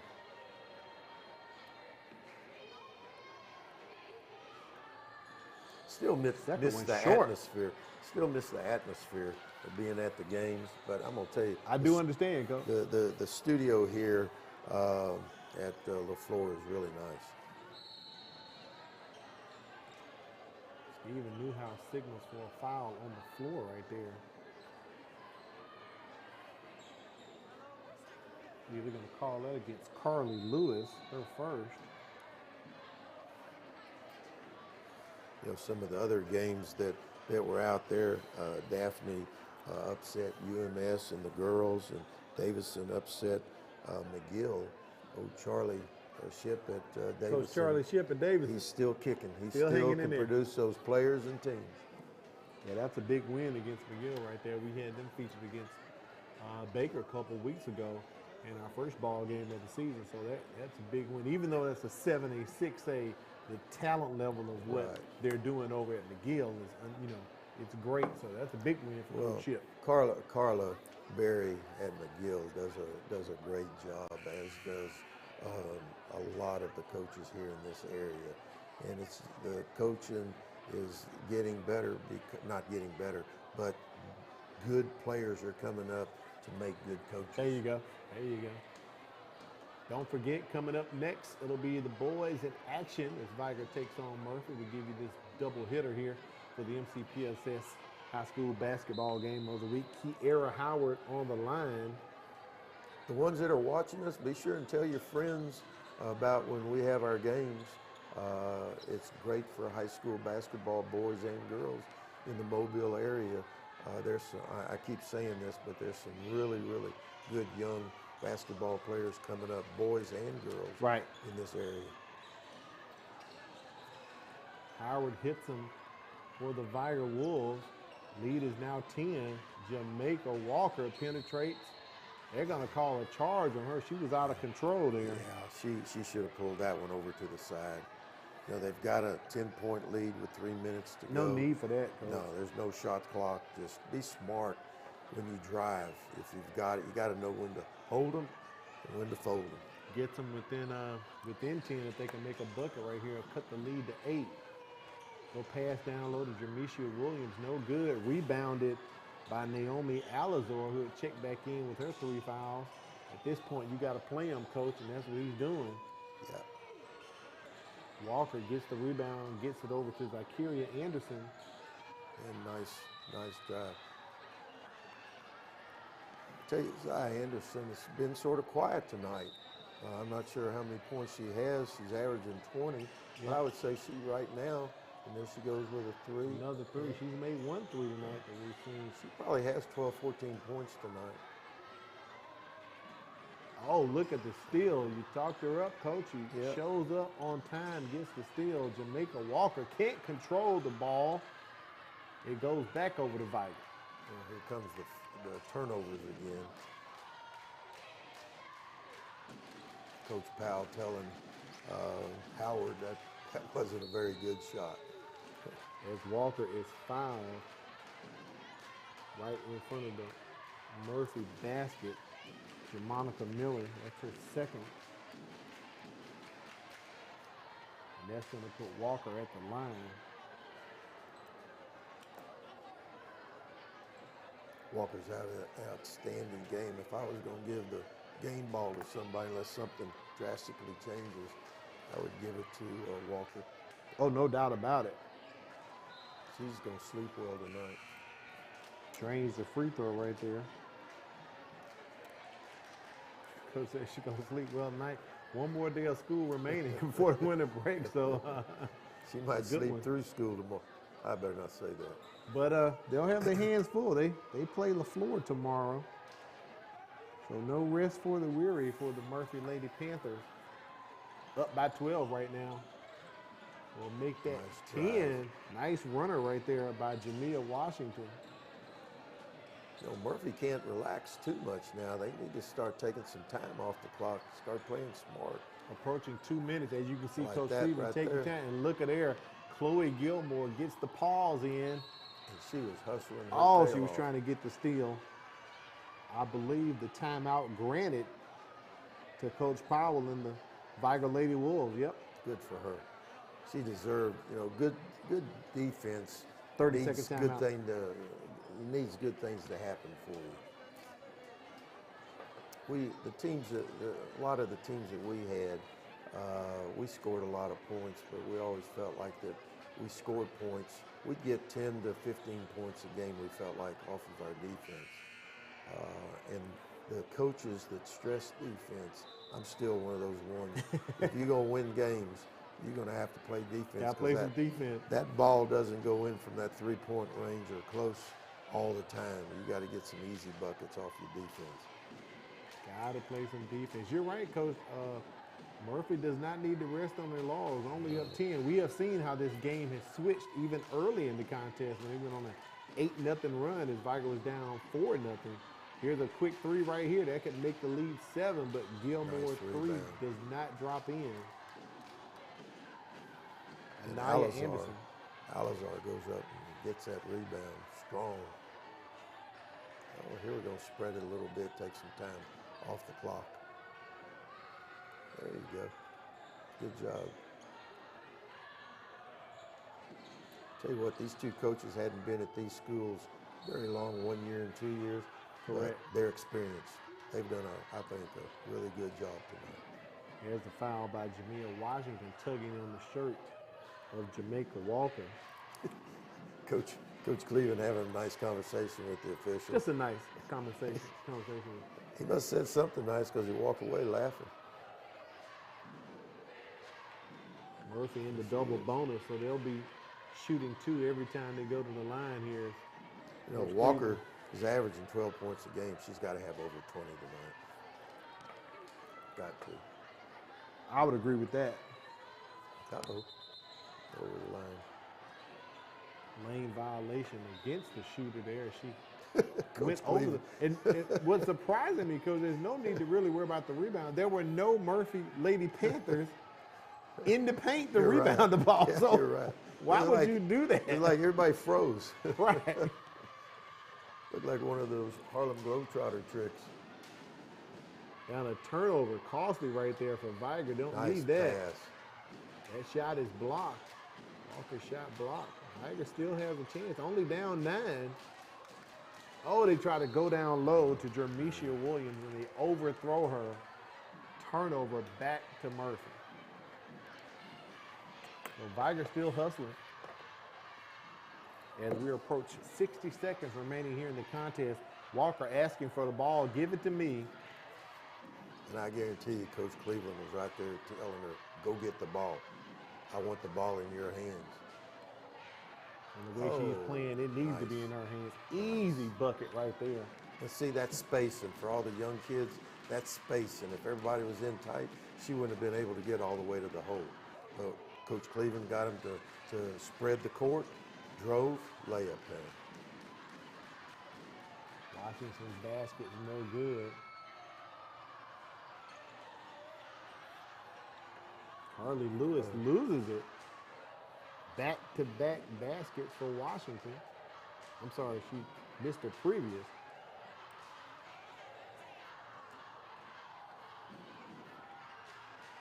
Under 12 seconds here. Walker just throws it up as she is fouled on the play. Pretty much the ball game in hand here for the Lady Panthers.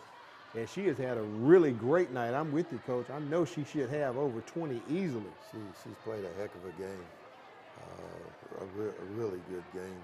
Zai Anderson they probably switched points tonight where Zai is averaging 20 points a game and Walker did a flip-flop. Did flip-flop. Yeah.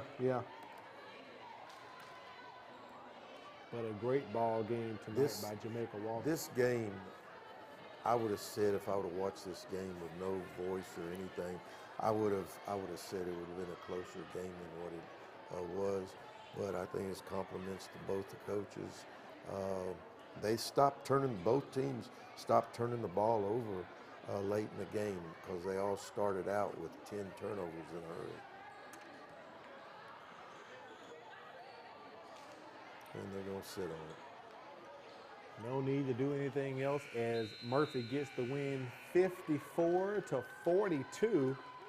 Very interesting second half as Murphy pretty much kind of extended the lead and kept the pressure on.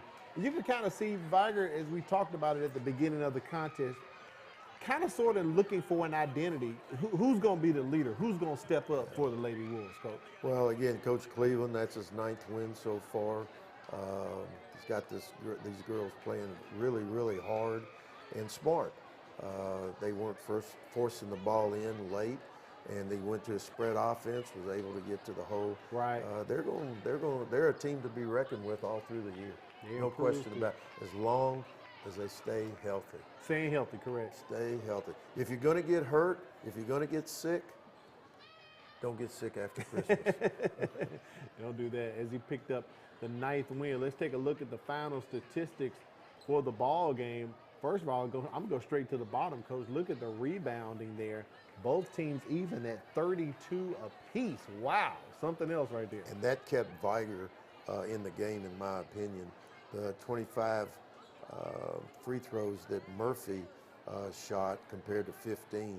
And so they made 5 more, or they made, 12 more free throws. Then, see, they made, yeah, so. But look at the amount, free throws that Murphy missed, 13 out of 25 there. So. And it wound up, an 8-point ball game. So that was the difference. That was the difference in the game of the free throws, if you just want to look at it like that. Shooting 50% from the free throw line. 5 of 7 from Murphy from the 3-point area. So the Lady Panthers get the win, 54-42. That's going to wrap it up for this contest. We'll take a little break, and then we'll come back and bring you the boys in action as Vigor will take on Murphy for our second ball game tonight. You're watching the MCPSS High School Basketball Game of the Week.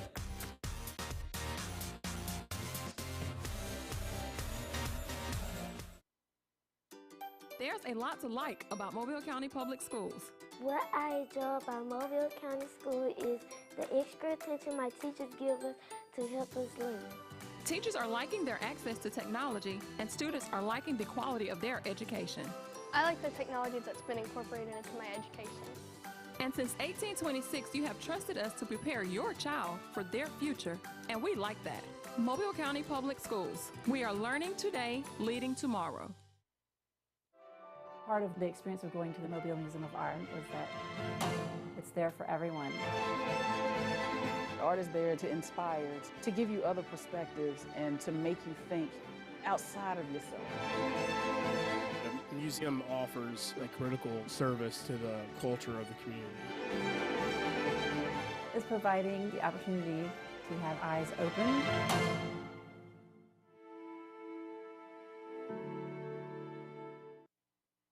Parents, if you have a child who will be 4 years of age on or before September 1st, 2023, then mark your calendar to register for the Mobile County Public Schools First Class Pre-K program. Online registration for the 2023-24 school year opens January 15th, so don't miss this opportunity. Log on to mcpss.com for more information and a complete listing of pre-K sites, screening, and selection info. First Class Pre-K registration, January 15th. Save the date.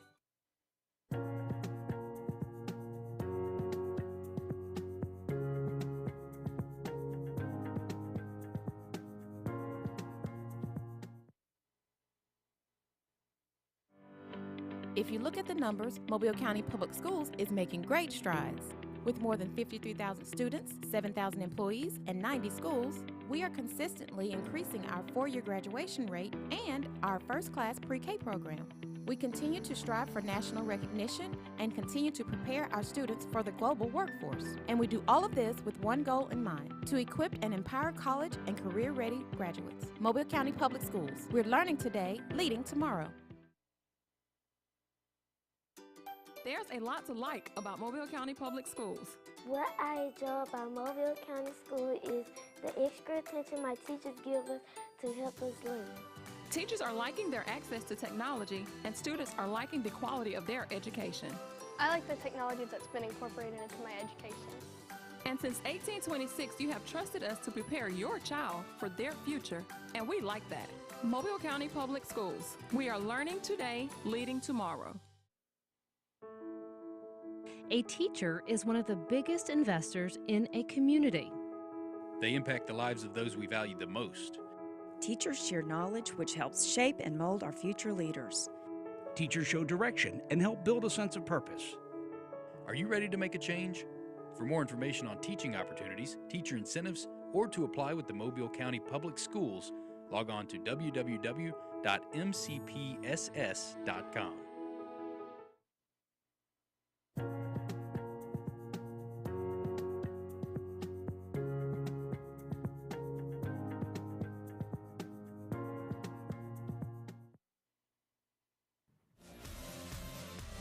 You're watching the MCPSS High School Basketball Game of the Week. Coach Arrow, we just wrapped up the girls, and next the boys are going to be in action. Got a good one coming up right here with Vigor and Murphy. There's no question about it. Now, this game is going to be a blur. I mean, they're going to be, for the older ones, it's going to be a 45 record playing on a 78. Okay. They all want to do the same thing. This is going to be a mirror. When they score, they're going to be getting in full court presses. They're going to be trapping. So get ready. Right. This will be a high-scoring game. It'll be head to win in about 4 minutes. Stick around. Vigor versus Murphy, our next action coming up for the MCPSS High School Basketball Game of the Week.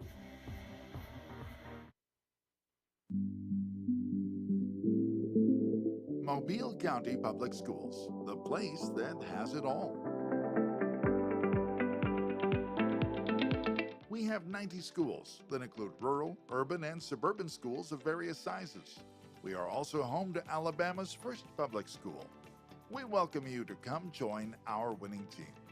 Our district is led by the 2020 Superintendent of the Year, Mr. Cresel D. Threadgill. Our teachers are leaders in their profession who are afforded numerous professional development opportunities. Our principals are collaborators and encouragers. Our schools are leading in innovation and instruction. And most importantly, our students who are learning today, leading tomorrow, are simply the best. If you want to live in a historically rich city near beautiful beaches with superb Southern hospitality, we invite you to come teach with the best. Team MCPSS.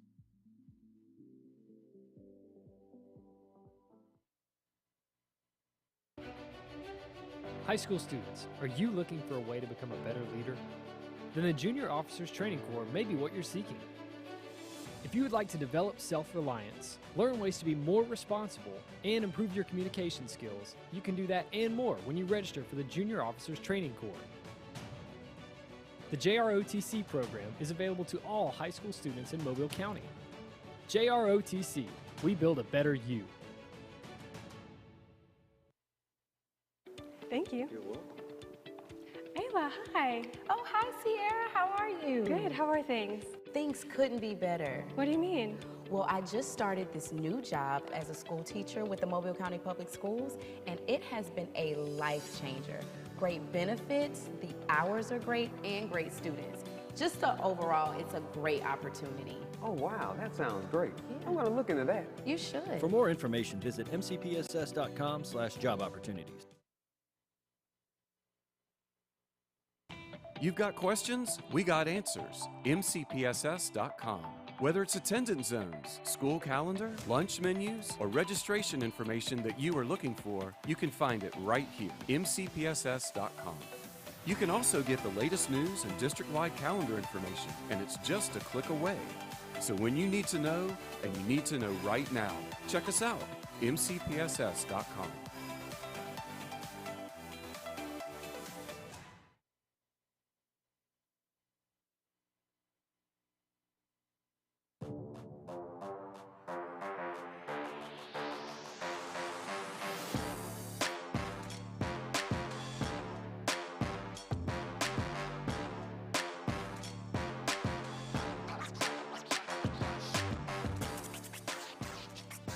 Vigor and Murphy are old foes on the gridiron, and it's no different when they meet on the hardwood. The same intensity and passion displayed during football season carries right on over into basketball. Now the Panthers have a losing record after playing some tough competition so far this season, while the Vigor Wolves are looking to add another notch to their win column with a victory tonight. Who's it going to be? Stick around and see for the MCPSS High School Basketball Game of the Week. Good evening and thanks for joining us. I'm Al Wheaton along with Coach Ronnie Arrow. Don't let the Panthers' loss record fool you, Coach Arrow. They've really played some tough teams early in the season this year. They really have played some tough teams, and you know, I always like to think when you play tough teams early, it's going to help you late, especially in the playoffs. I know Baker has done that. Right. I know UMS has done that. It's a situation where you really don't want to do it, but you need to do it Because if you just play a bunch of cupcakes early, yeah, you're not going to get a true reading on your team. Coach Epps coached under Coach David Armstrong, who's at Baker right now. He went up with them a couple years ago when they made the Final Four. So he told me the other day they went up north to play some teams like Mountain Brook and Oak Mountain as well, because they wanted to be challenged by those Birmingham teams, because he feels those are the teams he can meet if he makes it to the Final Four. Well, there's no question, and this is his second year at Murphy. He wants to do a good job. Everybody wants to do a good job. But Murphy is going to be hurting tonight without Hazy Lofton. He's averaging 11 points, 3 rebounds, one of the better guards in this area, and he's homesick, and he didn't play last game also. Right, he's going to be out, so if we're able to get the starting lineup for you right quick, we'll get it up there for you as they get ready for the tip-off for this particular contest right here with the men headed your way. I tell you what, it's filled up. All of the games that I've seen this year and the ones that we've done out, the attendance at high school basketball games, I mean, they're sellouts, they're almost full or they're full. It's unbelievable the way individuals are turning out now to watch these kids.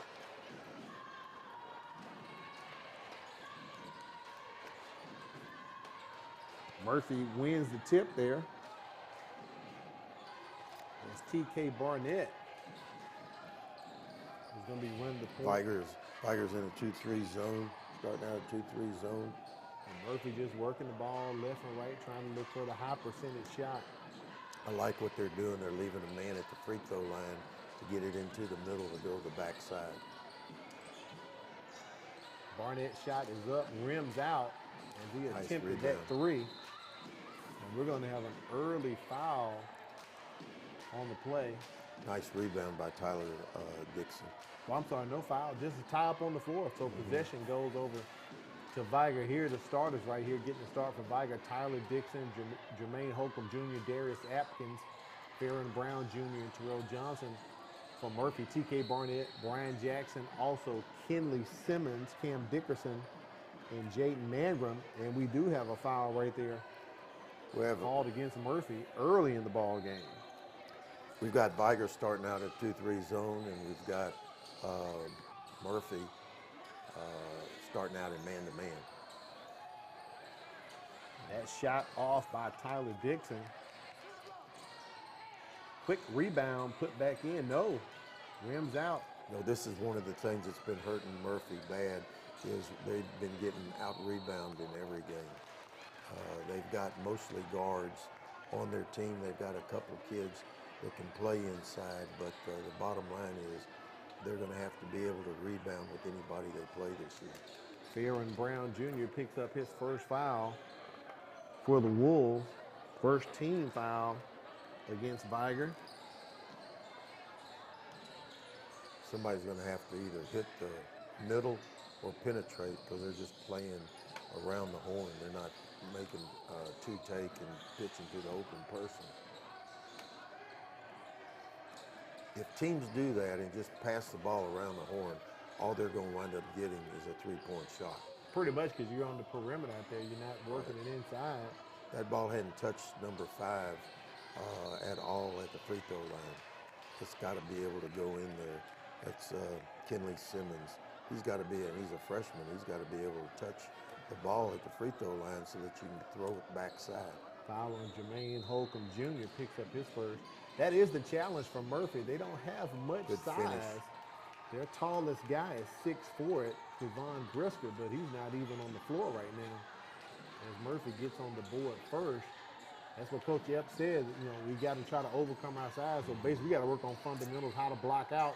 Kind of shows itself right there as Terrell Johnson gets an easy turnaround bucket. Easy turnaround, and he's got size in there. They're gonna, I don't think that they're going to be able to keep guarding him from behind. They're going to have to either And he's only 6'1", Coach. Yeah, So. he's 6'1". So anyway, they're going to have to do something to try and get the ball inside on offense to go to the backside, and then on defense, they're not going to be able to guard from behind inside. Tallest player on the floor right now for Murphy is Cam Dickerson at 6 feet. That shot off. Nice rebound. Almost couldn't bring the rebound down. Was Kenley Simmons. He had the hops to get up there, but couldn't haul it all the way in. He did go up and get that. He was above everybody else. That was good fundamental timing for him to, get that rebound, but the ball stays alive for Murphy. They turned it over, Coach, before I can get my words out my mouth. Little Euro step right there by Theron Brown Jr. It's amazing how much the Euro step is being used now.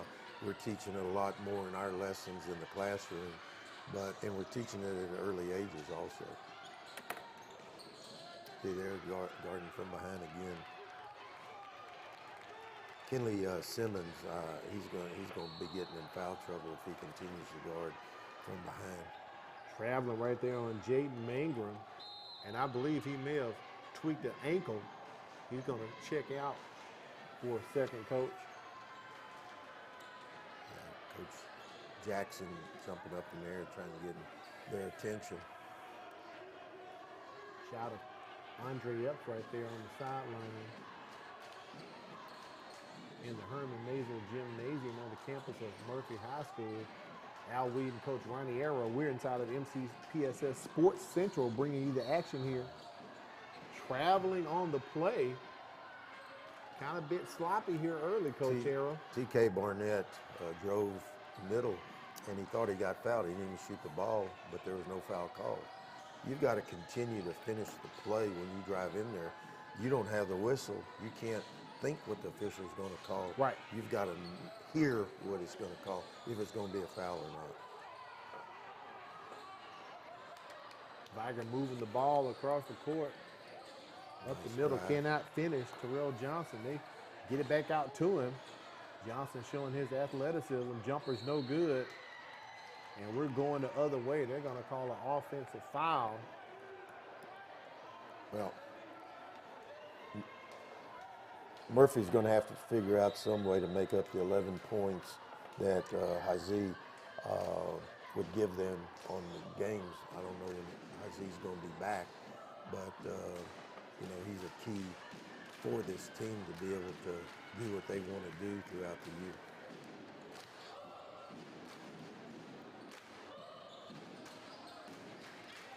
Passing around the horn again. They're not even looking inside. They've got to be able to get the ball somewhat inside in there. McCampbell is moving around in there. They're just not getting them the ball. Oh, it's just perimeter there. Trying to go low to McCampbell as he was in the lane. Nice little bounce pass right there from Dixon. Vigor can't convert. Foul on the play. And that's one of those plays that when you get the ball on defense, you're pushing the ball to score. So your defense adds to your offense. And he got fouled. Cam Dickerson picked up his first foul. Second team foul against Murphy as Darius Apkins goes to the line to shoot. This free throw. Tell you what, there hasn't been many turnovers at all. I just have Murphy for one. And so that's going to be good if they can take care of the ball. Somehow or another, Murphy's got to find a way to be able to turn Vigor over for them to get some points off of that. Makes the second. 5-2, Vigor early, 3 minutes, 20 seconds to go in the first quarter. Vigor in that same defense. And they're going to make Murphy shoot over the top with the three right there. From the dead corner. Absolutely. A far he dead been corner. In deeper. Nice hustle. Almost stolen by Murphy, and they do get the steal. Let's see if they can get an easy shot out of it. That's not a good shot. Johnson comes down with the rebound. Goes up top, no good with his shot. Yeah, Terrell Johnson, nice pass underneath. That time Murphy beat Vigor down the court for an easy layup. Easy bucket. Demarion McCampbell. 7-5 is our score here. I know Coach Jackson can't be happy about getting by down the court for a layup by Murphy. Simple layup and lay in right there by Terrell Johnson. He was wide open down low. If you're gonna flash McCampbell inside, he's got a flash. He can't walk up there. There's another turnover. He tried to go down low Yeah. to Cam Dickerson, but it was stolen by Vigor. Terrell Johnson, Johnny on the spot. And they go Goes down inside. to him. But they're going to say it's a foul on the floor there. I believe that foul was before the shot. I think they're going inside on both sides of the court. Somehow or another, the Murphy inside guys, I know they're small, but when you're small, you can't get buried. You got either three-quarter or you got to front the post and help from the backside. That foul picked up by DJ Johnson and Murphy, his first. High off the rim, good rebound by TK Barnett. A little mini Euro step by Cam And a Dickerson. finish. But I think they're going to wave the basket off, Coach. Yeah, they are. I don't know about that call. Yep, they're waving. I thought it would have been continuation as Albert Holcomb checks in. He gets his first foul for the Vigor Wolves. That's a travel. I see that call a lot when I'm doing PA work at Bishop State. The young men move the foot before they move the ball, Coach. They get hit every time. Yeah. They're going to call that every time. You know, they do the same thing now with when you foot fake. When you foot fake, they call that. It's hard to foot fake anymore. Way to look down the court. Nice ball fake. Tiger beating that little trap right there. And look at Terrell Johnson down low, the 6'1 junior. That's the third. Handling business. That's the third time that they've come down out of 5 and got the ball inside because of being guarded from behind. They get easy shots, and then they got the offensive rebound. Jumper no good for Murphy. It is tough for them to penetrate tonight. We talked about the height disadvantage that they're sitting at. They don't have a player over 6'4". Cleveland Brisker, tallest guy on their team, and he has yet to see action tonight. Easy bucket missed by Holcomb. He fights for the rebound, can't get it back in. And you know, it's still a 2-point ball game. It Right. seems like Vigor would be up a little bit more, but Murphy is hanging in there. You would think so, Coach. Murphy is sticking around here. We're going That's the other tough way when with you this don't. one. Yeah, it's tough when you don't have size. You've got really good guards, and you don't have size to be able to get it. And I'm not talking about 6'10". I'm talking about 6'4", 6'5" kids. Foul on Brian Jackson right there. 14 foul against Murphy. Both teams with 14 fouls here in the first quarter. Traveling on the play. And you talked about it, Coach. Pretty much get ready to watch it run up and down the court here. Yeah. Been a bit sloppy at times, but from the pace of play, you would have thought Vigor would be up by maybe 5 or 6 by now. Just only 2 with less than 20 seconds remaining here in the first quarter. Somehow or another, you've got to figure out how to get the ball into the lane. You can't just play perimeter basketball, or all you're going to do is just keep shooting threes. That middle is open, but there's nobody there flashing. You got to flash. You can't walk in there. TK Barnett Nice shot is no rebound. good. The And putback is put back in by Kenley Simmons, and that ties it up at the buzzer. Johnny on the spot, and we're tied to end the first quarter here for the MCPSS High School Basketball Game of the Week. As a student in the Mobile County Public Schools, there are a few things I've come to expect. One is a quality education, and the other is a quality lunch. Not only are our school meals well-balanced, meeting all federal nutritional standards, but they also have less fat, fewer calories, and they taste really good. Oh, and I forgot to mention, our school lunches contain whole wheat, grains, fruits, and vegetables to give me the energy and brain power to get me through the day. We welcome you back to the MCPSS High School Basketball Game of the Week. Time for the second quarter to start. Al Whedon, Coach Raniero inside of the MCPSS Sports Central. Take a look at first quarter statistics here in the ball game. Murphy 1 for 4 from the free throw. I'm sorry, 1 for 4 for 3. Vigor 0 for 2. It's pretty much almost identical. an even battle. And we have a tie ball game. Yep, 1 for 2 from the free throw line and no free throws from Murphy. 8 rebounds from Murphy. Even though they are the smaller team, they have out-rebounded Vigor so far. Surprise there, Coach. And I really congratulate Vigor because they're going inside just about every time when they're either getting shots or getting second shots.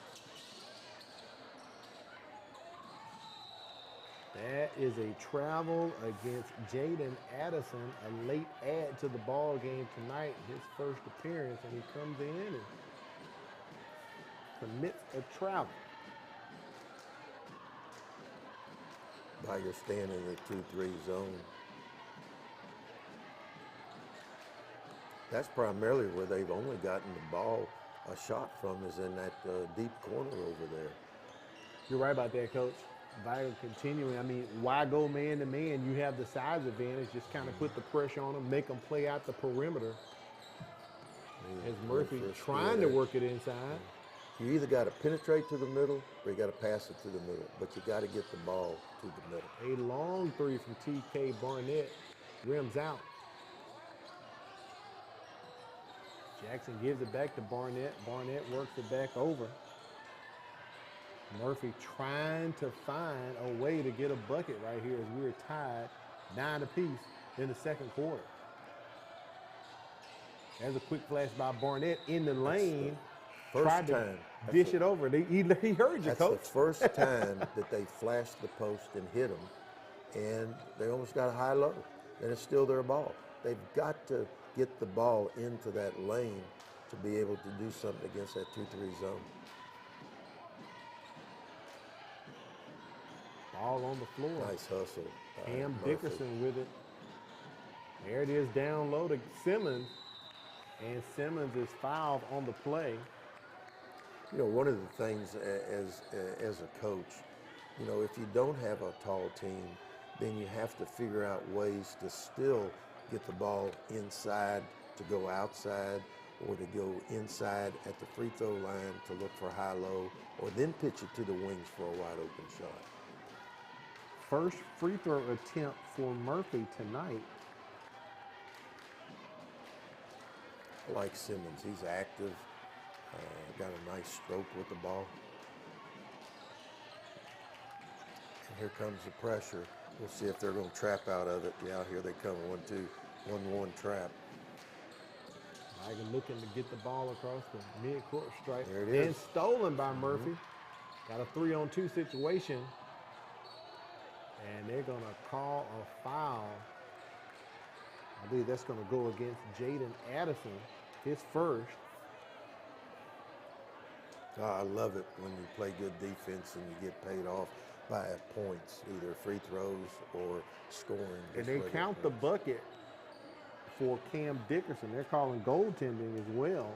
And he's going to go to the line, I believe, to shoot one, Coach. See, the problem has been Murphy hasn't been scoring so that they could jump back into their three-quarter trap. Correct. I think it's three-quarter. I don't know if it's full court.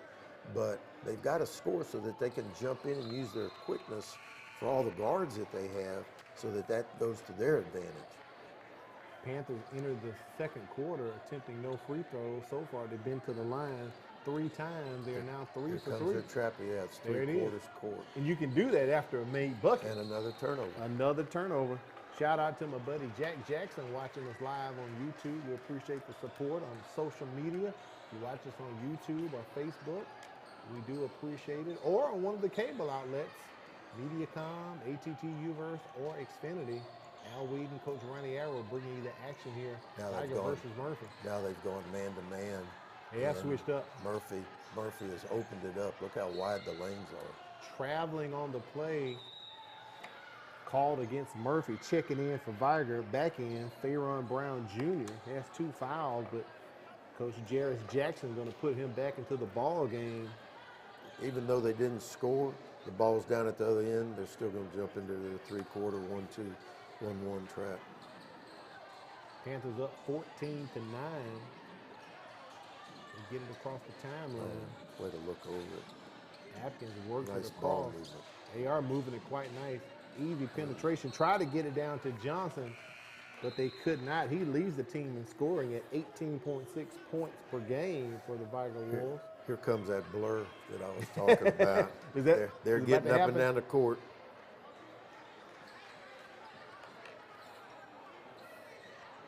One thing Coach Epps told me about Murphy, he said the guys are ball dominant. Just somebody, the team's got to learn their role right now. Everyone can't dominate the ball. So it's kind of a fill-out process going on for Murphy right now as Terrell Johnson picks up his first foul. Murphy, right now, the way it looks to me is when they score, they get a chance to do what they do best, and that's getting to their three-quarter trap. But they weren't scoring early, so they weren't getting into their trap. But somehow or another, if they're going to play that zone or man-to-man or whatever, it's going to be tough for them to guard from behind in the post, because they're going to get wore out in the post, and it's going to get their good guards that guard in the post in foul trouble. Dickerson misses both of them. Panthers up 14-9 right now. As they view size is not a disadvantage to them. They're toughing it out. You can see Johnson working down low. He has a size advantage, but they can't get it down to him. Rebound to the Panthers as they bring it up. Got a little motion offense going and stolen by Vigor. Yeah, that was bad on Murphy's part. They didn't get back. The one guy got back and made him miss a shot, but there was 3 Vigor guys there for the rebound, and there wasn't any Murphy guys. Ball tipped, went out of bounds against a Vigor player, so it'll remain here with Murphy. 4:51 remaining in the second quarter. Both these coaches do a good job. They get their players to play hard, and that's an indication of good coaching. Coach Andre Epps in his second season at Murphy, so far 18-23. They're running for the Panthers. They're running a switching man-to-man. And stolen by Vigor. Thrown down by Jaden Addison. We told you he was a late game add by Coach Jackson and the Vigor Wolves. He got an early foul, but right there made a quick impact. Coach Epps needs a 30-second timeout. The lead is only 1 now, Coach. Yeah, it's only 1. The bottom line is that right now Murphy's letting Vigor get too many layups. They're not getting back on defense, and I can understand where Coach Epps is upset when he called that timeout. It's one thing if things are going not your way, but you're hustling and doing the things, then it'll turn. But that's just energy and getting back on defense. You can't give up buckets like that. That's going to come back and haunt you at the end of the game if you're a 2 or 3 point ball game. 1 point, 14-13, 4 minutes to go in the half. Murphy up 1. T.K. Barnett launches another 3, and that one rims out. Murphy gets the rebound down low, but can't convert. The size ate him up. Cam Dickerson had the rebound. And look at Terrell Johnson trying to go coast to coast as he dishes it off. Back to man-to-man. See, now they're starting at 3/4. At least they did then. They 3/4. Don't get caught. Going down low to Terrell Johnson. Can't start that. As he is fouled on the play down low by Cam Dickerson. I believe that may be Dickerson's 3rd. I think that's what Coach Epps is telling him. I'm not sure, but I think he was telling him that you got to get around on the offensive player. If it's not his 3rd, that would be his 2nd. As Johnson goes to the line, he's a 90% free throw shooter and drains the first.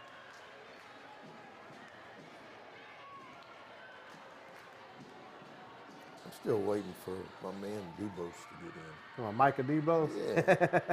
Yeah. He plays left tackle for the Wolves. He's a big fella, 6'5". Coach. He's a big fella. First coach said 305, and he said, well, he's lost some weight. It might be 290. Yeah. So Only somewhere because in of between all basketball that. season. He plays left tackle for the Wolfpack. Loose ball on the floor. Murphy gains over. A little Euro step by Cam Dickerson, and the floater drops. 6-5 on turnovers. Murphy's got 6, and Vigor's got 5. Pressure on the Wolfpack.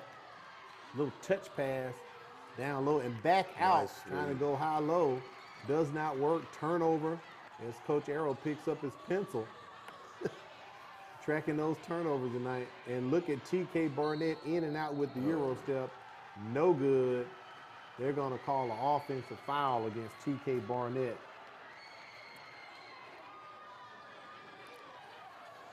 Well, he's trying to make something happen. Pretty much, yeah. 16. He's averaging 16 points a game. He knows Hazy in there. He's got to make, not he, but the team's got to make up Hazy's 11 points somewhere. And he, I didn't see any. I thought there was good effort in. Can't get reaching fouls though. There's Going inside down low again. to Terrell Johnson. Yeah. It rims out. And we're going the other way. Ooh, I'd like to see those guards that are playing post inside for Murphy. I'd like to see them 3-quarter or front, some help on the backside. That's Johnson's second foul. They're getting the ball too easy inside. Murphy in the bonus right here. 8th team foul against Vigor. As Johnson's going to get a little pine time here. At the line shooting, Kenley Simmons. 5'11" freshman for the Panthers. Averaging 7 points, 5 rebounds a game. And he's shooting 41% from the threes. He needs to get open on some threes, right, so he can get those threes. They need those threes. Gets the first one, misses the second, but Murphy gets the rebound. Yeah, TK. Nice no-look quick pass right there and ripped. Jaden Mangrum ripped by Vigor. Approaching 2 minutes left here in the second quarter. As you said, Coach Arrow, a very fast-paced game played by both of these teams. The score does not indicate the pace of the ball game, only 17-15. I would venture to say that the shooting percentages aren't real good because they are getting quite a few shots. Look at that. DJ Johnson just throws it up. The prayer goes down and one as he'll go to the line to shoot. And again, scoring in transition. Easy buckets, quick rebound, outlet pass, taking it coast to coast for a nice layup and a foul. Look at the rebounded by Kenley Simmons, the putback after the missed free throw. Good hustle right there. Here comes their press. They didn't really get into it well. Here they go again. Brian Jackson pushing it as he is stolen by Darius Atkins. The ball ripped.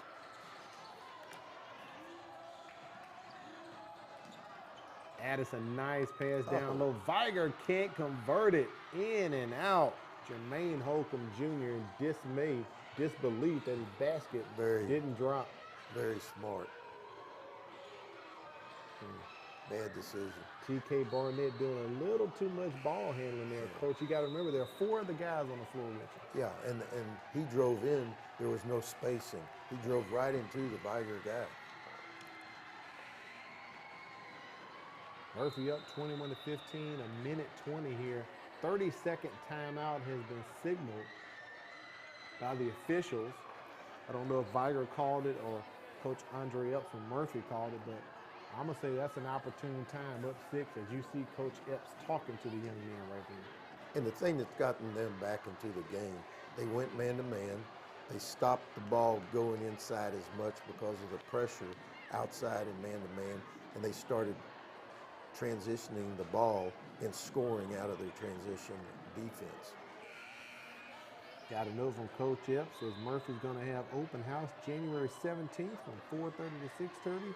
We encourage anyone interested in learning more about Murphy High School and the great things they offer, come on out January 17th for their open house. Right now, the house pretty packed over there at Herman Mazel Gymnasium. Oh, the good old alley-oop. Chip in alley-oop from inbounding it. Cam Dickerson rises up and puts it down. Pressure from Murphy. Can Vigor handle it? It's going to remain with Vigor right there. The worst thing for Vigor is when Murphy scores and they get back into their trap. Okay, because so far they haven't handled that trap real well. Now they're back in that 2-3 zone that they started out the game, and they're trapping out of it at the wing. Yep, putting the heat on them. And what that'll do is that'll take away from them just posting up inside and getting it inside. Addison fakes. They steal it from him. And now it's stolen back by Vigor. A little spin move jumper, no good for Farron Brown Jr. DJ Johnson's pass is knocked out of bounds. A bit sloppy here toward the end as we're approaching 30 seconds remaining in the contest. Both teams playing hard, Coach Arrow. They are. I think both these coaches, that's a tribute to both these coaches. They are an asset to their schools and to their basketball programs, the way they coach. That three from Cam Dickerson almost dropped in, kind of deflated at the rim, but fell off. Look how active Murphy has gotten with their hands. They really have. Kind of night and day between the first quarter and second quarter. I don't know about that call. We got instant replay? No, we don't have it, Coach. They're going to say it's Vigor's ball. I don't know if our buddy Charles is able to re-rack that one right quick, but only 15 seconds left here. Just a quick inbound. Let's see what Coach Jackson is going to dial up for the Wolfpack.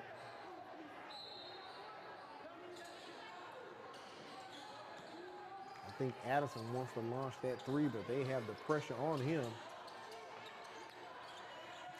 When you got pressure out front, they're not in a steal. Farron Brown ripped. At the buzzer, Kenley Simmons cannot convert. A very interesting first half. Murphy up 23-15. We'll take a break, come back, and bring you first half statistics. It's halftime here for the MCPSS High School Basketball Game of the Week.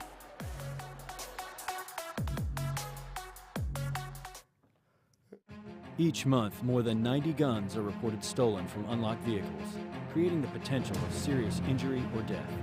Lock it up. Many violent acts and crimes are committed with stolen guns. Lock it up. According to ATF, stolen guns pose a substantial threat to public safety. Lock it up. Be responsible. Take time to record your handgun serial number and secure it from thieves. Lock it up. Lock it up for me. If you're looking for fun, fashionable, and affordable jewelry, it's here. It's Paparazzi. We have a variety of colors and styles of bracelets, rings, necklaces, and earrings for all occasions and for every event. New styles are added daily, which means you are always up to date with the latest fashion. For that genuine bling, join me, Charmaine Watson, the real jewelry lady, on Facebook Live Sunday through Thursday at 7 p.m.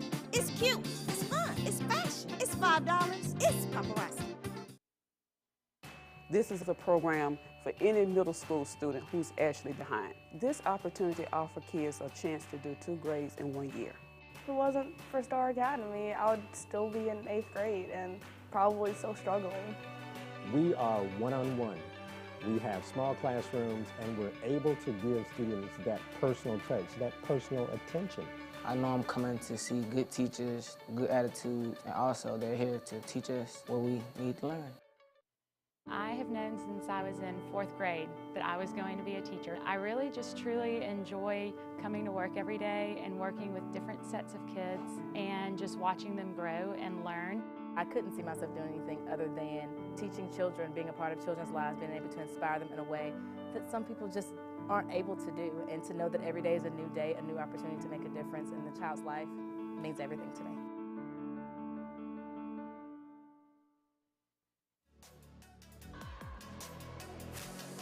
And Murphy is in control, 23-15 for the MCPSS High School Basketball Game of the Week. Very interesting second quarter.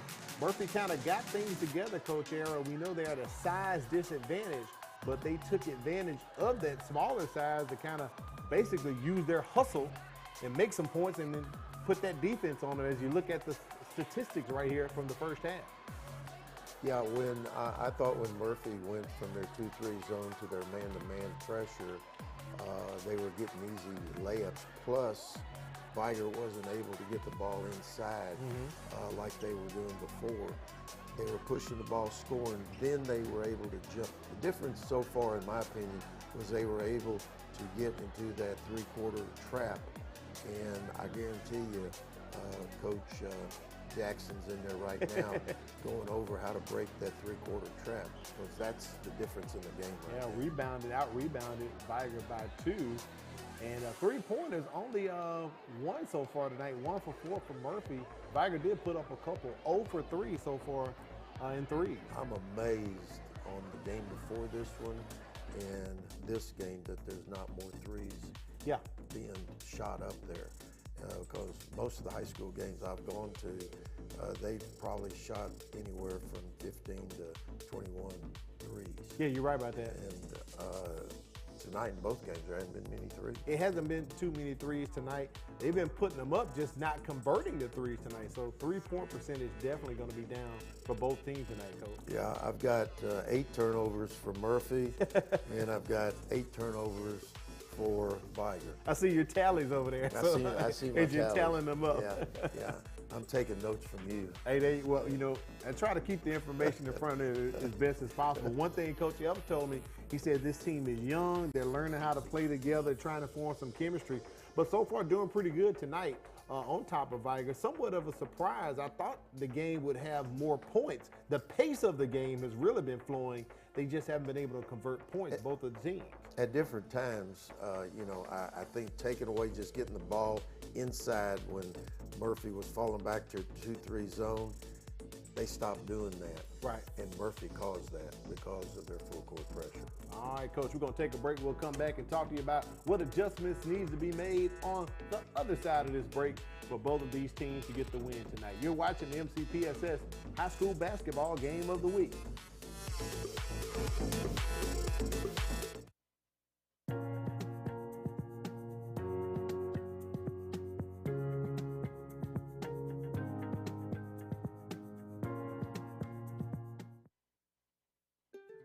Our children with special needs deserve a place to play. That is why we are coming together to build the Miracle League of West Mobile Schmidt Family Park. It will include a special needs ball field and playground, regulation baseball and softball fields, and more. We have raised more than $1 million and construction will start soon. But we need your help to complete the project. Visit mcpss.com/Miracle League to donate and to learn more. Any dollar amount will help bring a smile to a child's face. Together, we can make a miracle. Parents, if you have a child who will be 4 years of age on or before September 1st, 2023, then mark your calendar to register for the Mobile County Public Schools First Class Pre-K program. Online registration for the 2023-24 school year opens January 15th, so don't miss this opportunity. Log on to mcpss.com for more information and a complete listing of pre-K sites, screening, and selection info. First Class Pre-K registration, January 15th. Save the date. Thank you. You're welcome. Ayla, hi. Oh, hi, Sierra. How are you? Good. How are things? Things couldn't be better. What do you mean? Well, I just started this new job as a school teacher with the Mobile County Public Schools, and it has been a life changer. Great benefits, the hours are great, and great students. Just overall, it's a great opportunity. Oh, wow, that sounds great. I'm going to look into that. You should. For more information, visit mcpss.com/job opportunities.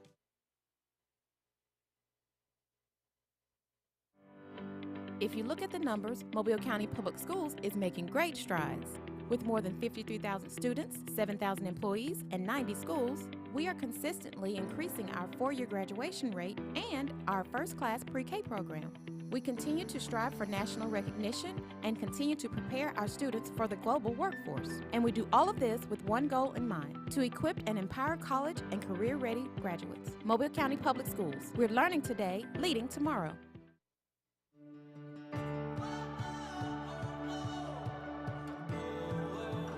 It was just like an extension of home. Bishop give you that outlet to give you a career, a successful career.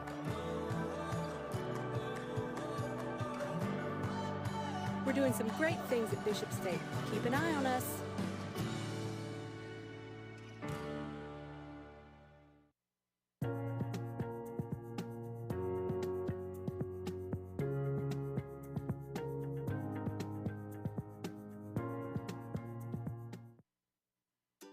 There's a lot to like about Mobile County Public Schools. What I enjoy about Mobile County School is the extra attention my teachers give us to help us learn.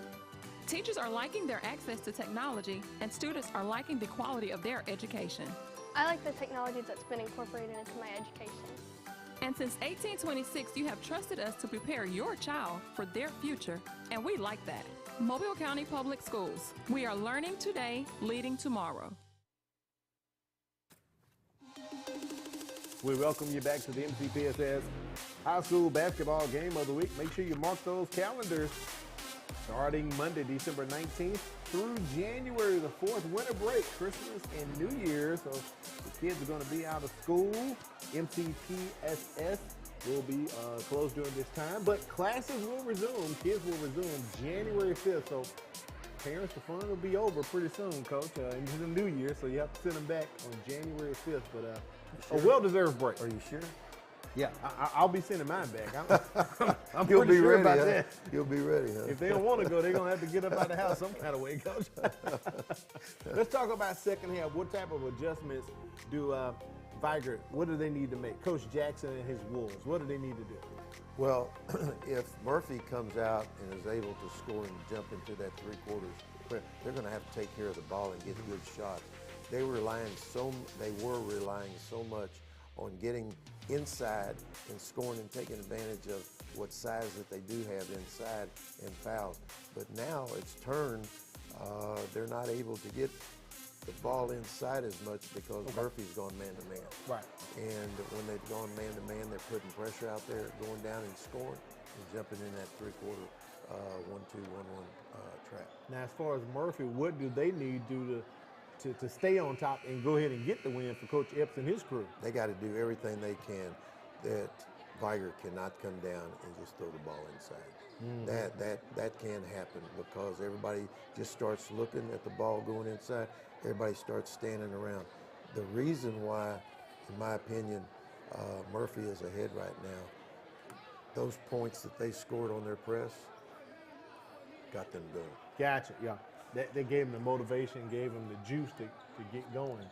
You know, I'll say in Coach Jackson, Final Four, went to the Final Four in 2020, 2021. Right. And they beat Williamson in the area tournament, and his dad passed away before the next game, and they beat Jackson to go to the Final Four. And he thought that that was an inspiration that year for his kids, and he still feels that the kids that were on that team are still inspired today. Wow, wow. I can understand that. Vigor comes out with a quick bucket right there to get things started in the second half. Easy lay-in for Brian Jackson. He averages 4.1 points per game as he gets Murphy started in the third quarter as well. Murphy's come back in that 2-3 zone. It'll be interesting to see if they go back and start posting again. Pass stolen by TK Barnett. Good hustle on the floor as he gets it down. Cam Dickerson with a little quick jumper. Rims out. 25-17 with 6 minutes to go in the third quarter. That was a three attempted by Darius Atkins. That might have been a four. Another rebound for the Murphy Panthers. TK Barnett. And they're pushing the ball. They're pushing the ball. Fouled on the play, and one opportunity for the young man who played quarterback this past season for the Murphy Panthers. I know he's going to go to the line. I know Coach Jackson can't be real happy the way his kids are getting back on defense. You know, it's a tribute to the Murphy team. Their second leading scorer in Isaiah Lofton, he's not there. He's averaging 11 points a game. So Barnett, who's averaging 16 points a game, and the rest of the team, DJ Johnson, has got to make up the rest of the 11 points that IZ would be bringing to the team. And they've got a nice lead, Right. you know, and I know IZ and the family's watching the game, so more power to them if they can keep it up. Murphy's going to be called for the blocking foul right there. That used to drive me crazy as a coach. You got an official right underneath the goal. He doesn't call anything, and the dude that's 30 yards away calls the foul. At the line shooting for Vigor, Theron Brown Jr. It's in and out. Coach Epps has got to be happy with the effort of his team right now. Has to be. You're right. Off the front rim, Brown misses both of them. Switch situation, you're down 9. You need every point you can get, especially from the free throw line. Yeah, and I got a feeling that Vigor is going to have to come out and do some type of trapping. But the problem is they're not scoring, so they can't jump into a full court or a three-quarter trap. And I believe that may be the third one on Theron Brown Jr. Here's called for the little quick cheap foul right there. He's going to head to the bench. Checking in is Jordan Clark for Vigor. Clark's averaging 6 points a game with 2 rebounds and 4 assists. So he should, he's used to getting assists. He should be able to penetrate and get the ball to open people. He moves up on Cam Dickerson. Ball knocked out of bounds by Jaden Addison.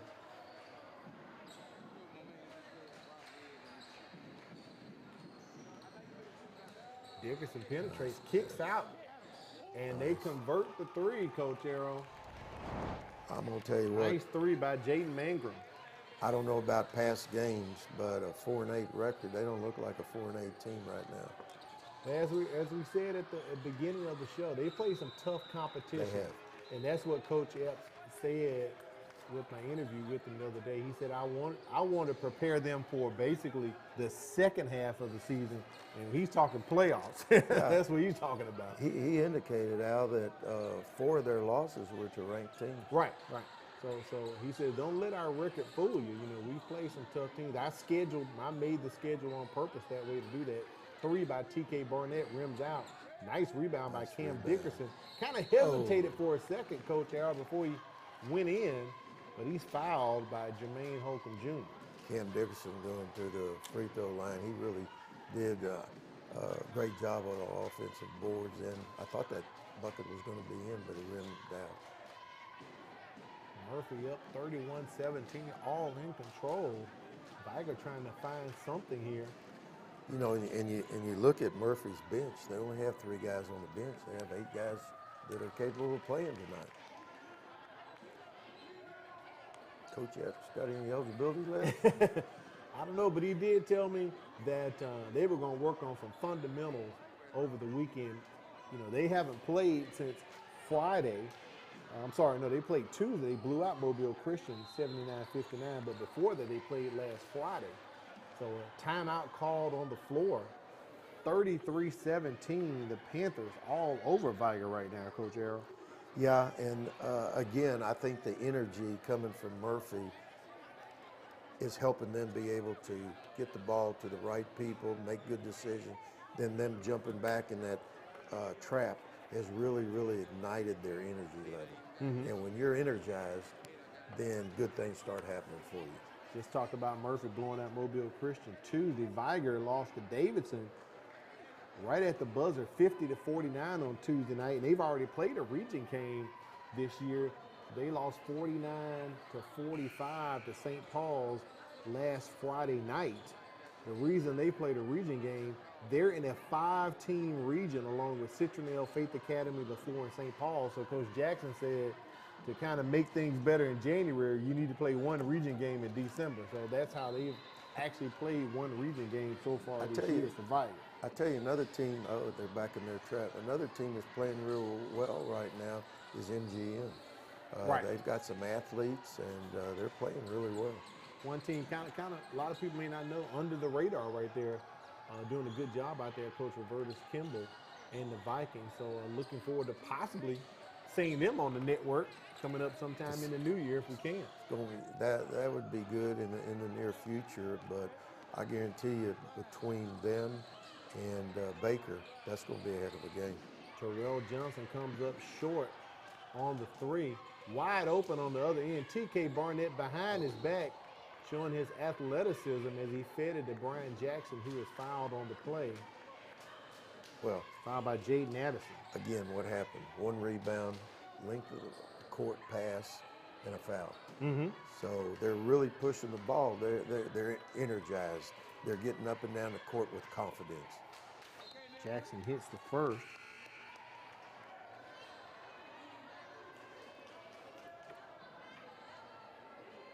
Checking back in for Vigor, number 23, Albert Holcomb, 6'1" junior. If you're a small player and you're down in the 6th, 7th, 8th, 9th grade, you know, I have a problem with, you know, people thinking, well, he's too small to play. That three-point line changed the game. And you watch both these teams here, they are not blessed with a whole lot of size, but they play with quickness, they play smart, and they work the ball together for good shots. Turnaround jumper by Holcomb, no good. Quick rebound brought down by the Panthers. Back, nice hesitation. Look at Cam Dickerson feeding his teammate Kenley Simmons. Way to penetrate the lane and dish. Cam Dickerson. Easy bucket. And he did everything. 3 change of direction moves, a hesitation, a pass off, and a layup.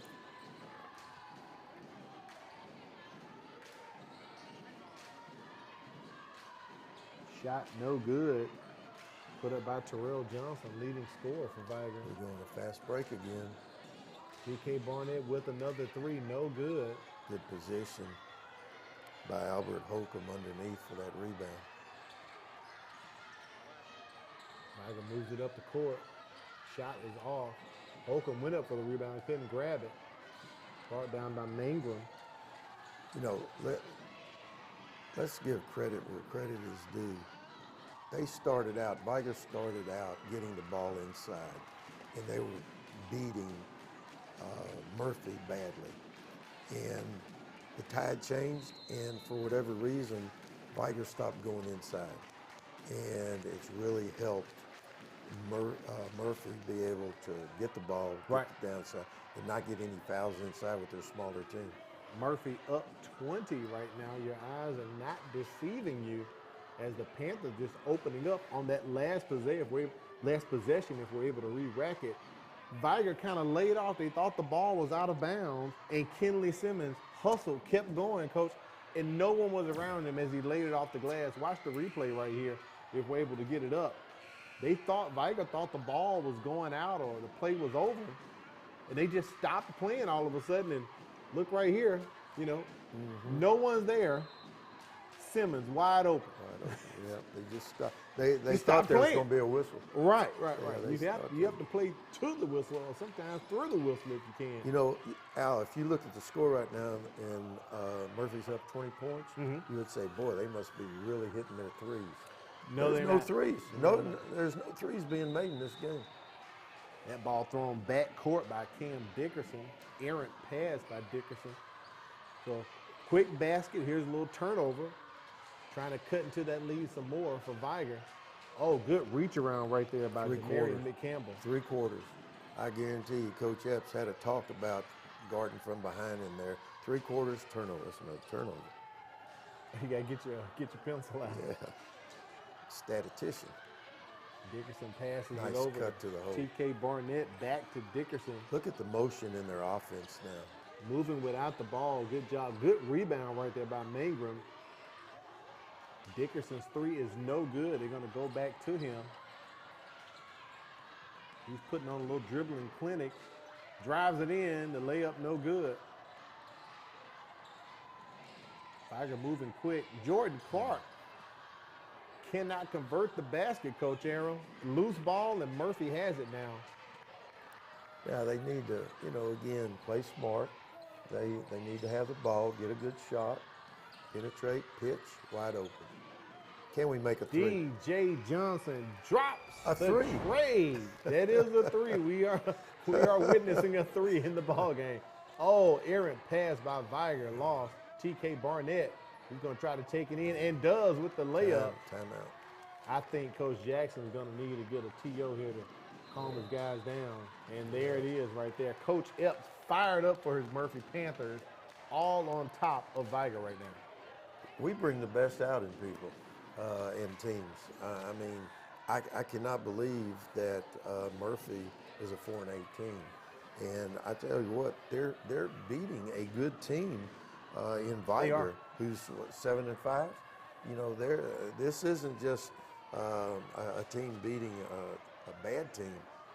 Vigor is a good team, but for right now in this game, Murphy is showing energy, effort, and good things happen. And the two seniors definitely showing leadership, TK Barnett and Cam Dickerson.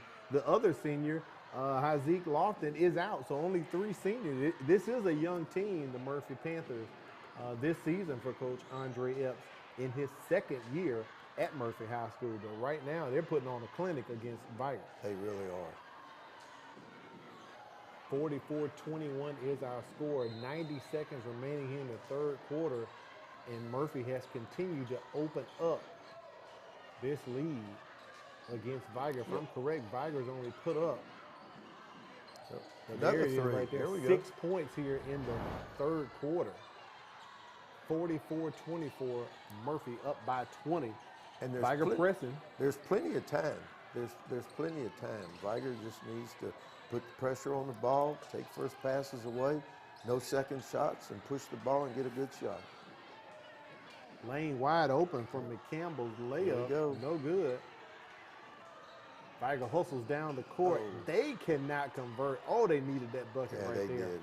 That would have been good momentum going into the end of the quarter. No look pass. TK Barnett way across court. A little touch from DJ Johnson. Little floater. Mardi Gras just around the corner, Coach. You can hop on the float. DJ Johnson trying to put you on there. Nice shot right there. Nice shot. And you know, if he would have kept going, it might have been a charge. That was a real, again, for young kids to know how to use and when to use a floater. And speaking of the charge, right there, one may say the legs taken out from up underneath Jaden Addison, but actually they call the charge on Addison. I believe that's his 3rd, Coach. Yeah. 4th team foul against Vigor. So far in the 2nd half, only 1. Here's the call right there as Murphy takes the charge.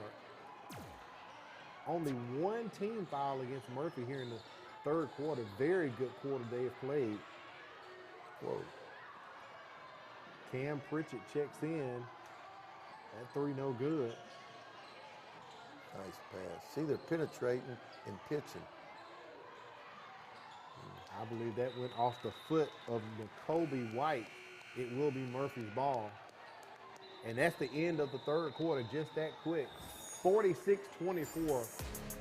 Panthers all in control. Don't move. 4th quarter headed your way up next.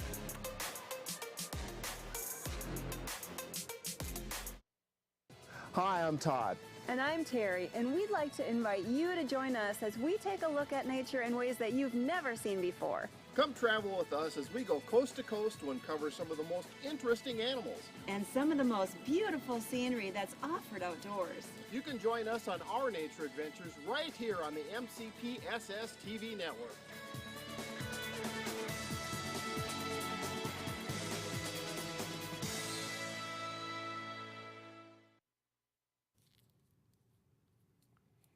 So 1.8 seconds were put back on the clock. And as you just saw, Vigor shot no good. So now we will go into the 4th quarter. We had to interrupt our commercial break there, Coach, to go back and let the officials put some time back on the clock. But did not affect the score, still 46-24. As we'll try to get up stats through the 3rd quarter here in this contest. There they are. We've had those threes, 3 for 9 for Murphy, as you can see, and very good on free throws so far through the ball. Still leading in rebounds, 24-21. 21-20.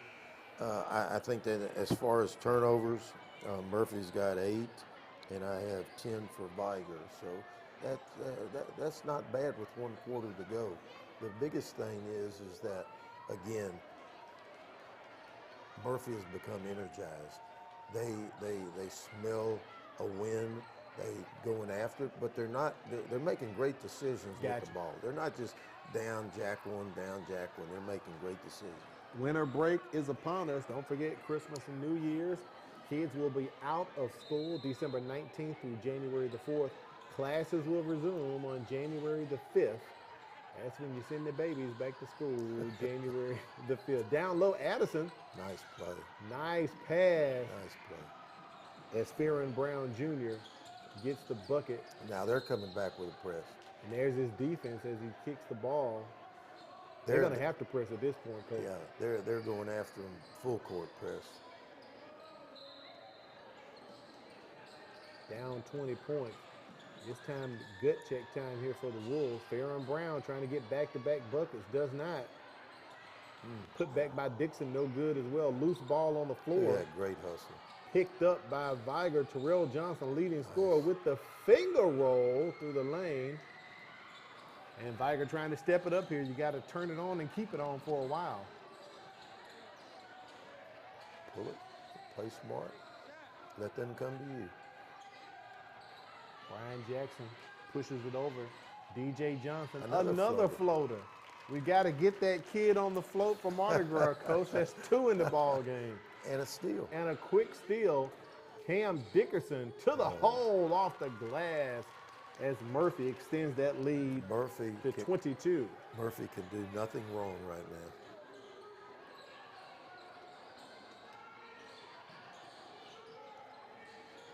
Vigor looking for a 3. Off the rim, Addison goes up top, climbs the ladder to get the rebound, and he is fouled on the play. I'm going to call that on Cam Dickerson. I believe that could be his 3rd, possibly 4th. I have him actually with 4. We'll see. 22-point lead, 6.5 minutes to go in the 4th quarter. Vigor Murphy. Murphy has exploded for some points to take the lead. Ball kicked out by Tyler Dixon.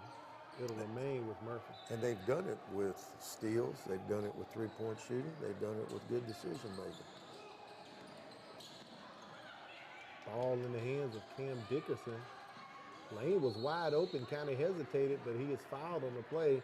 I believe that's going to be called against Terrell Johnson. That'll be his 3rd.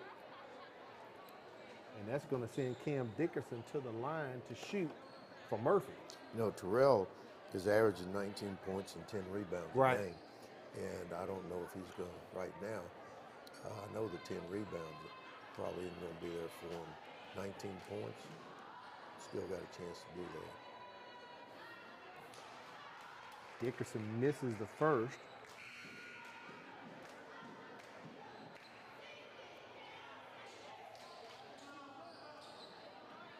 Tell you what, this time of the year, I've talked to a lot of coaches, and it seemed like more and more got sickness out, bad ankles, bad legs. Oh, yeah.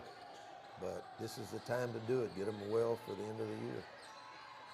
Trying to go down low to Addison. Ball deflected, but it gets back to Addison, and he puts it in. Nice bucket right there for Vigor.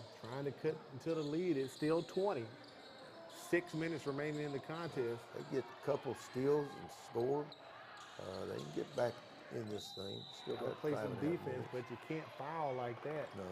Hopefully that one won't be against Addison. And I believe it is. That'll be his 4th, according to my indication. 16 fouls so far against Vigor. 1 more foul is going to place Murphy in the bonus. And down 20, you don't want to do that. No. Coach Jackson and Coach Epps both right now, they got to figure out Murphy's got to just play smart, and Vigor has got to get some turnovers in that presser there. Addison launches and a score. 3. And it goes off a Vigor player, so it's Murphy's basketball. Barnett throws it way past the timeline. Look at Jackson taking his time, Coach. No need to force the bucket right there. Kind of just play some keep away and really let the clock be your friend here. Oh, nice as Jalen Mangrum ran the baseline. I thought two people traveled that time. Stolen by Murphy, DJ Johnson. As he takes his time and floats it over to TK Barnett, back to Johnson again. Murphy in complete control. Nice jumper by DJ Johnson, the 5'11 junior, making his name known tonight on the MCPSS high school basketball broadcast. Here's a three from Vigor. Rims out. Kenley Simmons goes up for a good, strong rebound. Nice putback by Farron Brown Jr. Still playing tough, the Vigor Wolves. They're trying. They're trying to get back in there. But the lead is 24 with 4:34 remaining in the contest. Vigor's going to be playing Theodore December 28th to kick off day one of the Gulf Coast Holiday Classic, which runs December 28th through the 30th at Spring Hill College. And speaking of games, our next contest is going to be Thursday, January 5th. Bryant versus BC Rain. Our first game of the new year, Coach. Girls tip off at 6, boys at 7:30. It'll be another good one. I agree with you. So we're looking forward to seeing you guys in the new year. TK Barnett hits the second.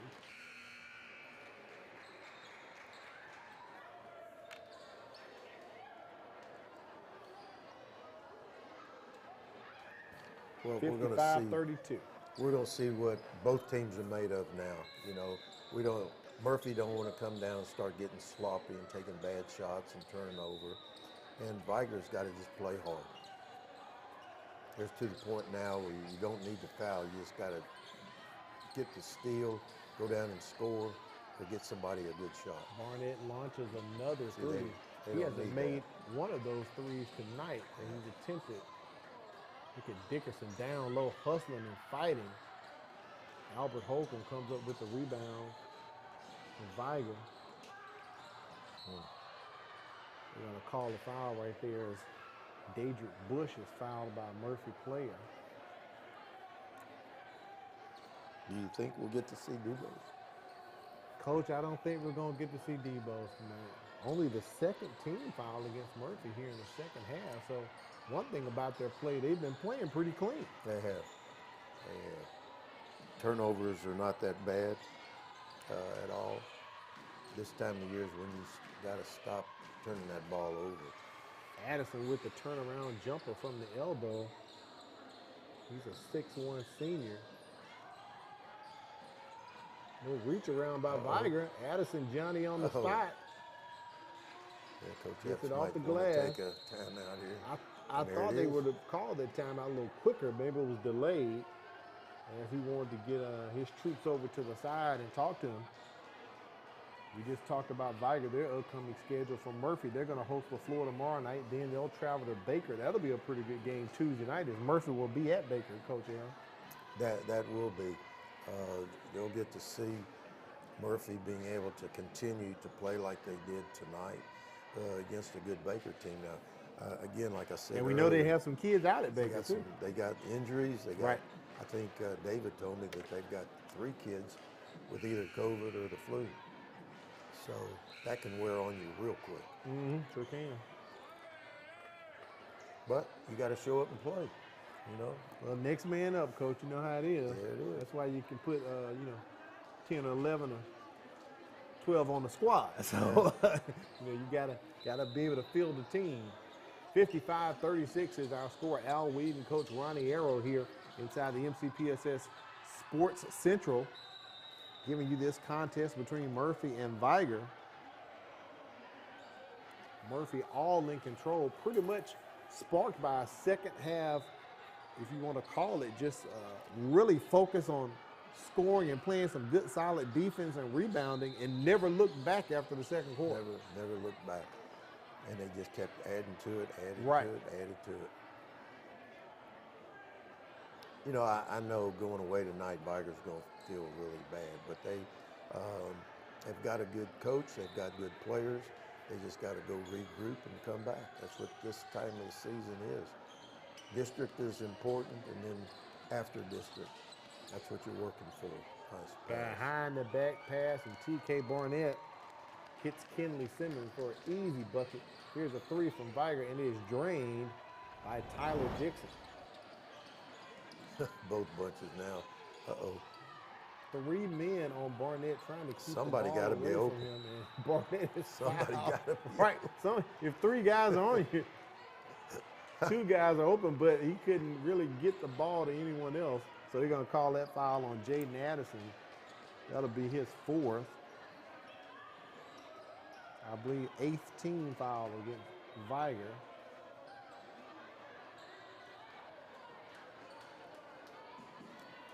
As 3 minutes left. He's going to go to the line.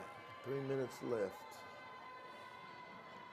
Finish up another good game, or 2 good games. Even though this one got a little out of hand, guys played hard. And, you know, early you would have thought, boy, Vigor's going to run away with this thing. You really did, Coach. I'm with you. You know, you kind of had thoughts that if Murphy can try to contain them, you know, basically as best they can, as we talked about the height disadvantage, but as the game has went on, as you can see, their determination and their hustle, they've made up for the height disadvantage, no problem. Right. You know, they're just playing some ball tonight. Foul on the play. I'm surprised the official called that, knowing that it was getting down towards the end. But it was a foul. It was a foul. I mean, you know, it's, as they say, it's somewhat, you know, out of hand here. 57-41. There's 2:27 remaining in the contest, as we'll be wrapping up our second broadcast of the year here. But don't forget, coming up in the new year, we'll have more action coming your way. We'll be starting off, as we just said, with Brian and Rain. And Coach, I know over the holidays you're going to watch some action. I'll be watching some action at the Gulf Coast Holiday Classic. So I'm pretty sure I'll run into you over there at Spring Hill College. We'll be over there. Get to see the Vigor Wolves again as well. Vigor and a whole bunch of other teams coming in. So looking forward to that holiday action. Always a good treat during the holidays. If you've been supporting high school basketball in this area, good for you. If you haven't been and you like the game of basketball, choose a school, choose one of the high schools close to you and go see them play, because I'm telling you, there's not only some good kids in the area right now playing, juniors and seniors, but there is some very, very good young players coming up at all of the high schools. Easy lay-in by Cam Dickerson. Murphy extends their lead. Still playing some tough defense. Got called for a foul right there. That was just a reach foul. Yep, and Dickerson's going to go to the bench. I believe he is fouled out. Cam Pritchett comes in. I guarantee you, both coaches right now, they're saying, let's just get this over with. Murphy up 18 right now. 2 minutes remaining in the contest. I promise you, Coach Epps isn't trying to run up the score. It's just one of those things that they got into the groove and started scoring, and it was hard to stop them. 3 by Albert Holcomb, and the foul right there by Holcomb as they're trying to send him to the line. And Coach, I believe your wish came true. I didn't realize it, but on the floor, number 30 for Vigor, the sophomore, Michael Debo. My night has been made. Your night's made now, I'm really Coach. surprised that they have a uniform to fit that young man. Oh, he's a big fella. He's a big fella.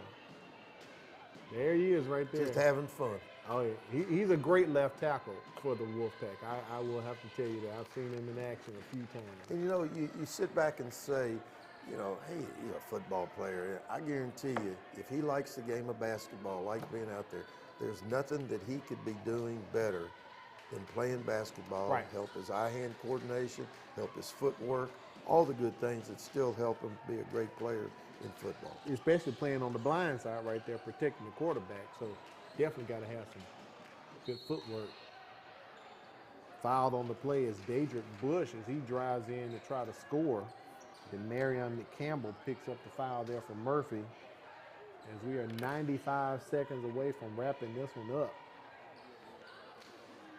Panthers all on top of the Wolfpack tonight. Kind of surprised a few folks here with this display of offense they put on. This will send a message. Now, what Murphy's got to go back and do, guys, and Coach Epps, I'm sure will do it, guys, what made us look this good? What did we do? What was the turning point? How did we start out so slow? What was the turning point? So you use it as a learning process. Same thing with Coach Jackson, okay? We started out really good. We started out getting the ball inside. Right. Did they have anything to do with us not getting the ball inside after that? So it's a learning process for both groups. There's the big fella right there, Coach. So your night's been made. You were hoping to see him in the ball game. I was telling you, but you know what? I don't know the young man, but he looks like he's having a great time. You know, let's have some fun, guys. There you go. If there's a problem, I'm here. And I'm loving the Murphy cheerleaders throwing out the swag to all the Panther fans still in the house tonight. So that's how you reward your patrons for coming out to the ball game. And most importantly, supporting high school athletics. Nice shot right there. Oh, China Powell took a T-shirt to the face, one of our statisticians. In here, as they say, you got Mardi Gras. You got to have your blinders on, Coach. Mardi Gras. Keep your head on the swivel. You never know what's coming your way. You know, being from Texas, and my dad was from New Orleans, was born in New Orleans, but being here and seeing the atmosphere of Mardi Gras, what a great town Mobile Absolutely. is. What a great town. Absolutely. Nothing like it nowhere. Albert Holcomb with a little head fake, little sidestep move, and he gets an easy basket for the Vigor Wolves. Still hustling, still playing. Coach Jackson using his timeouts, Coach. And basically a situation like this, I mean, you've coached a while. You've probably had a blowout, too, on both ends. You still got to teach. You still got to teach. You have to teach, and you have to get them together and say, look, guys, we know we're better than this. Right. This was not our game. We need to just put it to the side, come back ready to work and practice, go home, open our presents, see Santa Claus, come back ready for the second. For the Gulf Coast Holiday Classic. There you go. Yeah, just, what is it, one of those nights at the office. One of those nights. One of those nights at the office. Wasn't our night, guys. And then on the flip side of that, you got Murphy over there, guys. Proud of y'all. Let's go eat some turkey.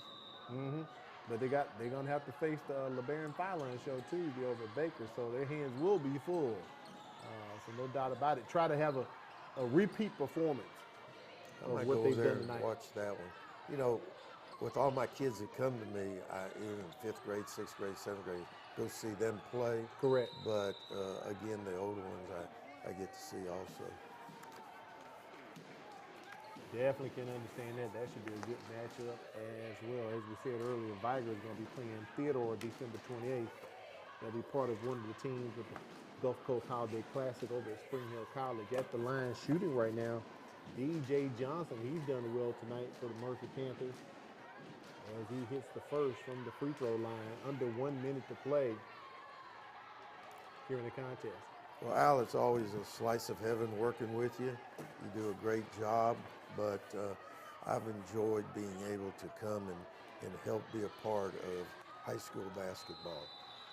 I've been here a while now, twice coached at University of South Alabama. What I've seen is that basketball in this area is coming up, and it's been coming up, and more kids are getting better, going to camps, and being able to, by the time they get to be juniors and seniors, be very nice players. Well, thank you, Coach. We appreciate that. We're going to keep it rolling into 2023. I believe we have a timeout called as one of the Murphy Panthers is on the floor. He didn't want to be signaled with a travel, so he got the timeout call.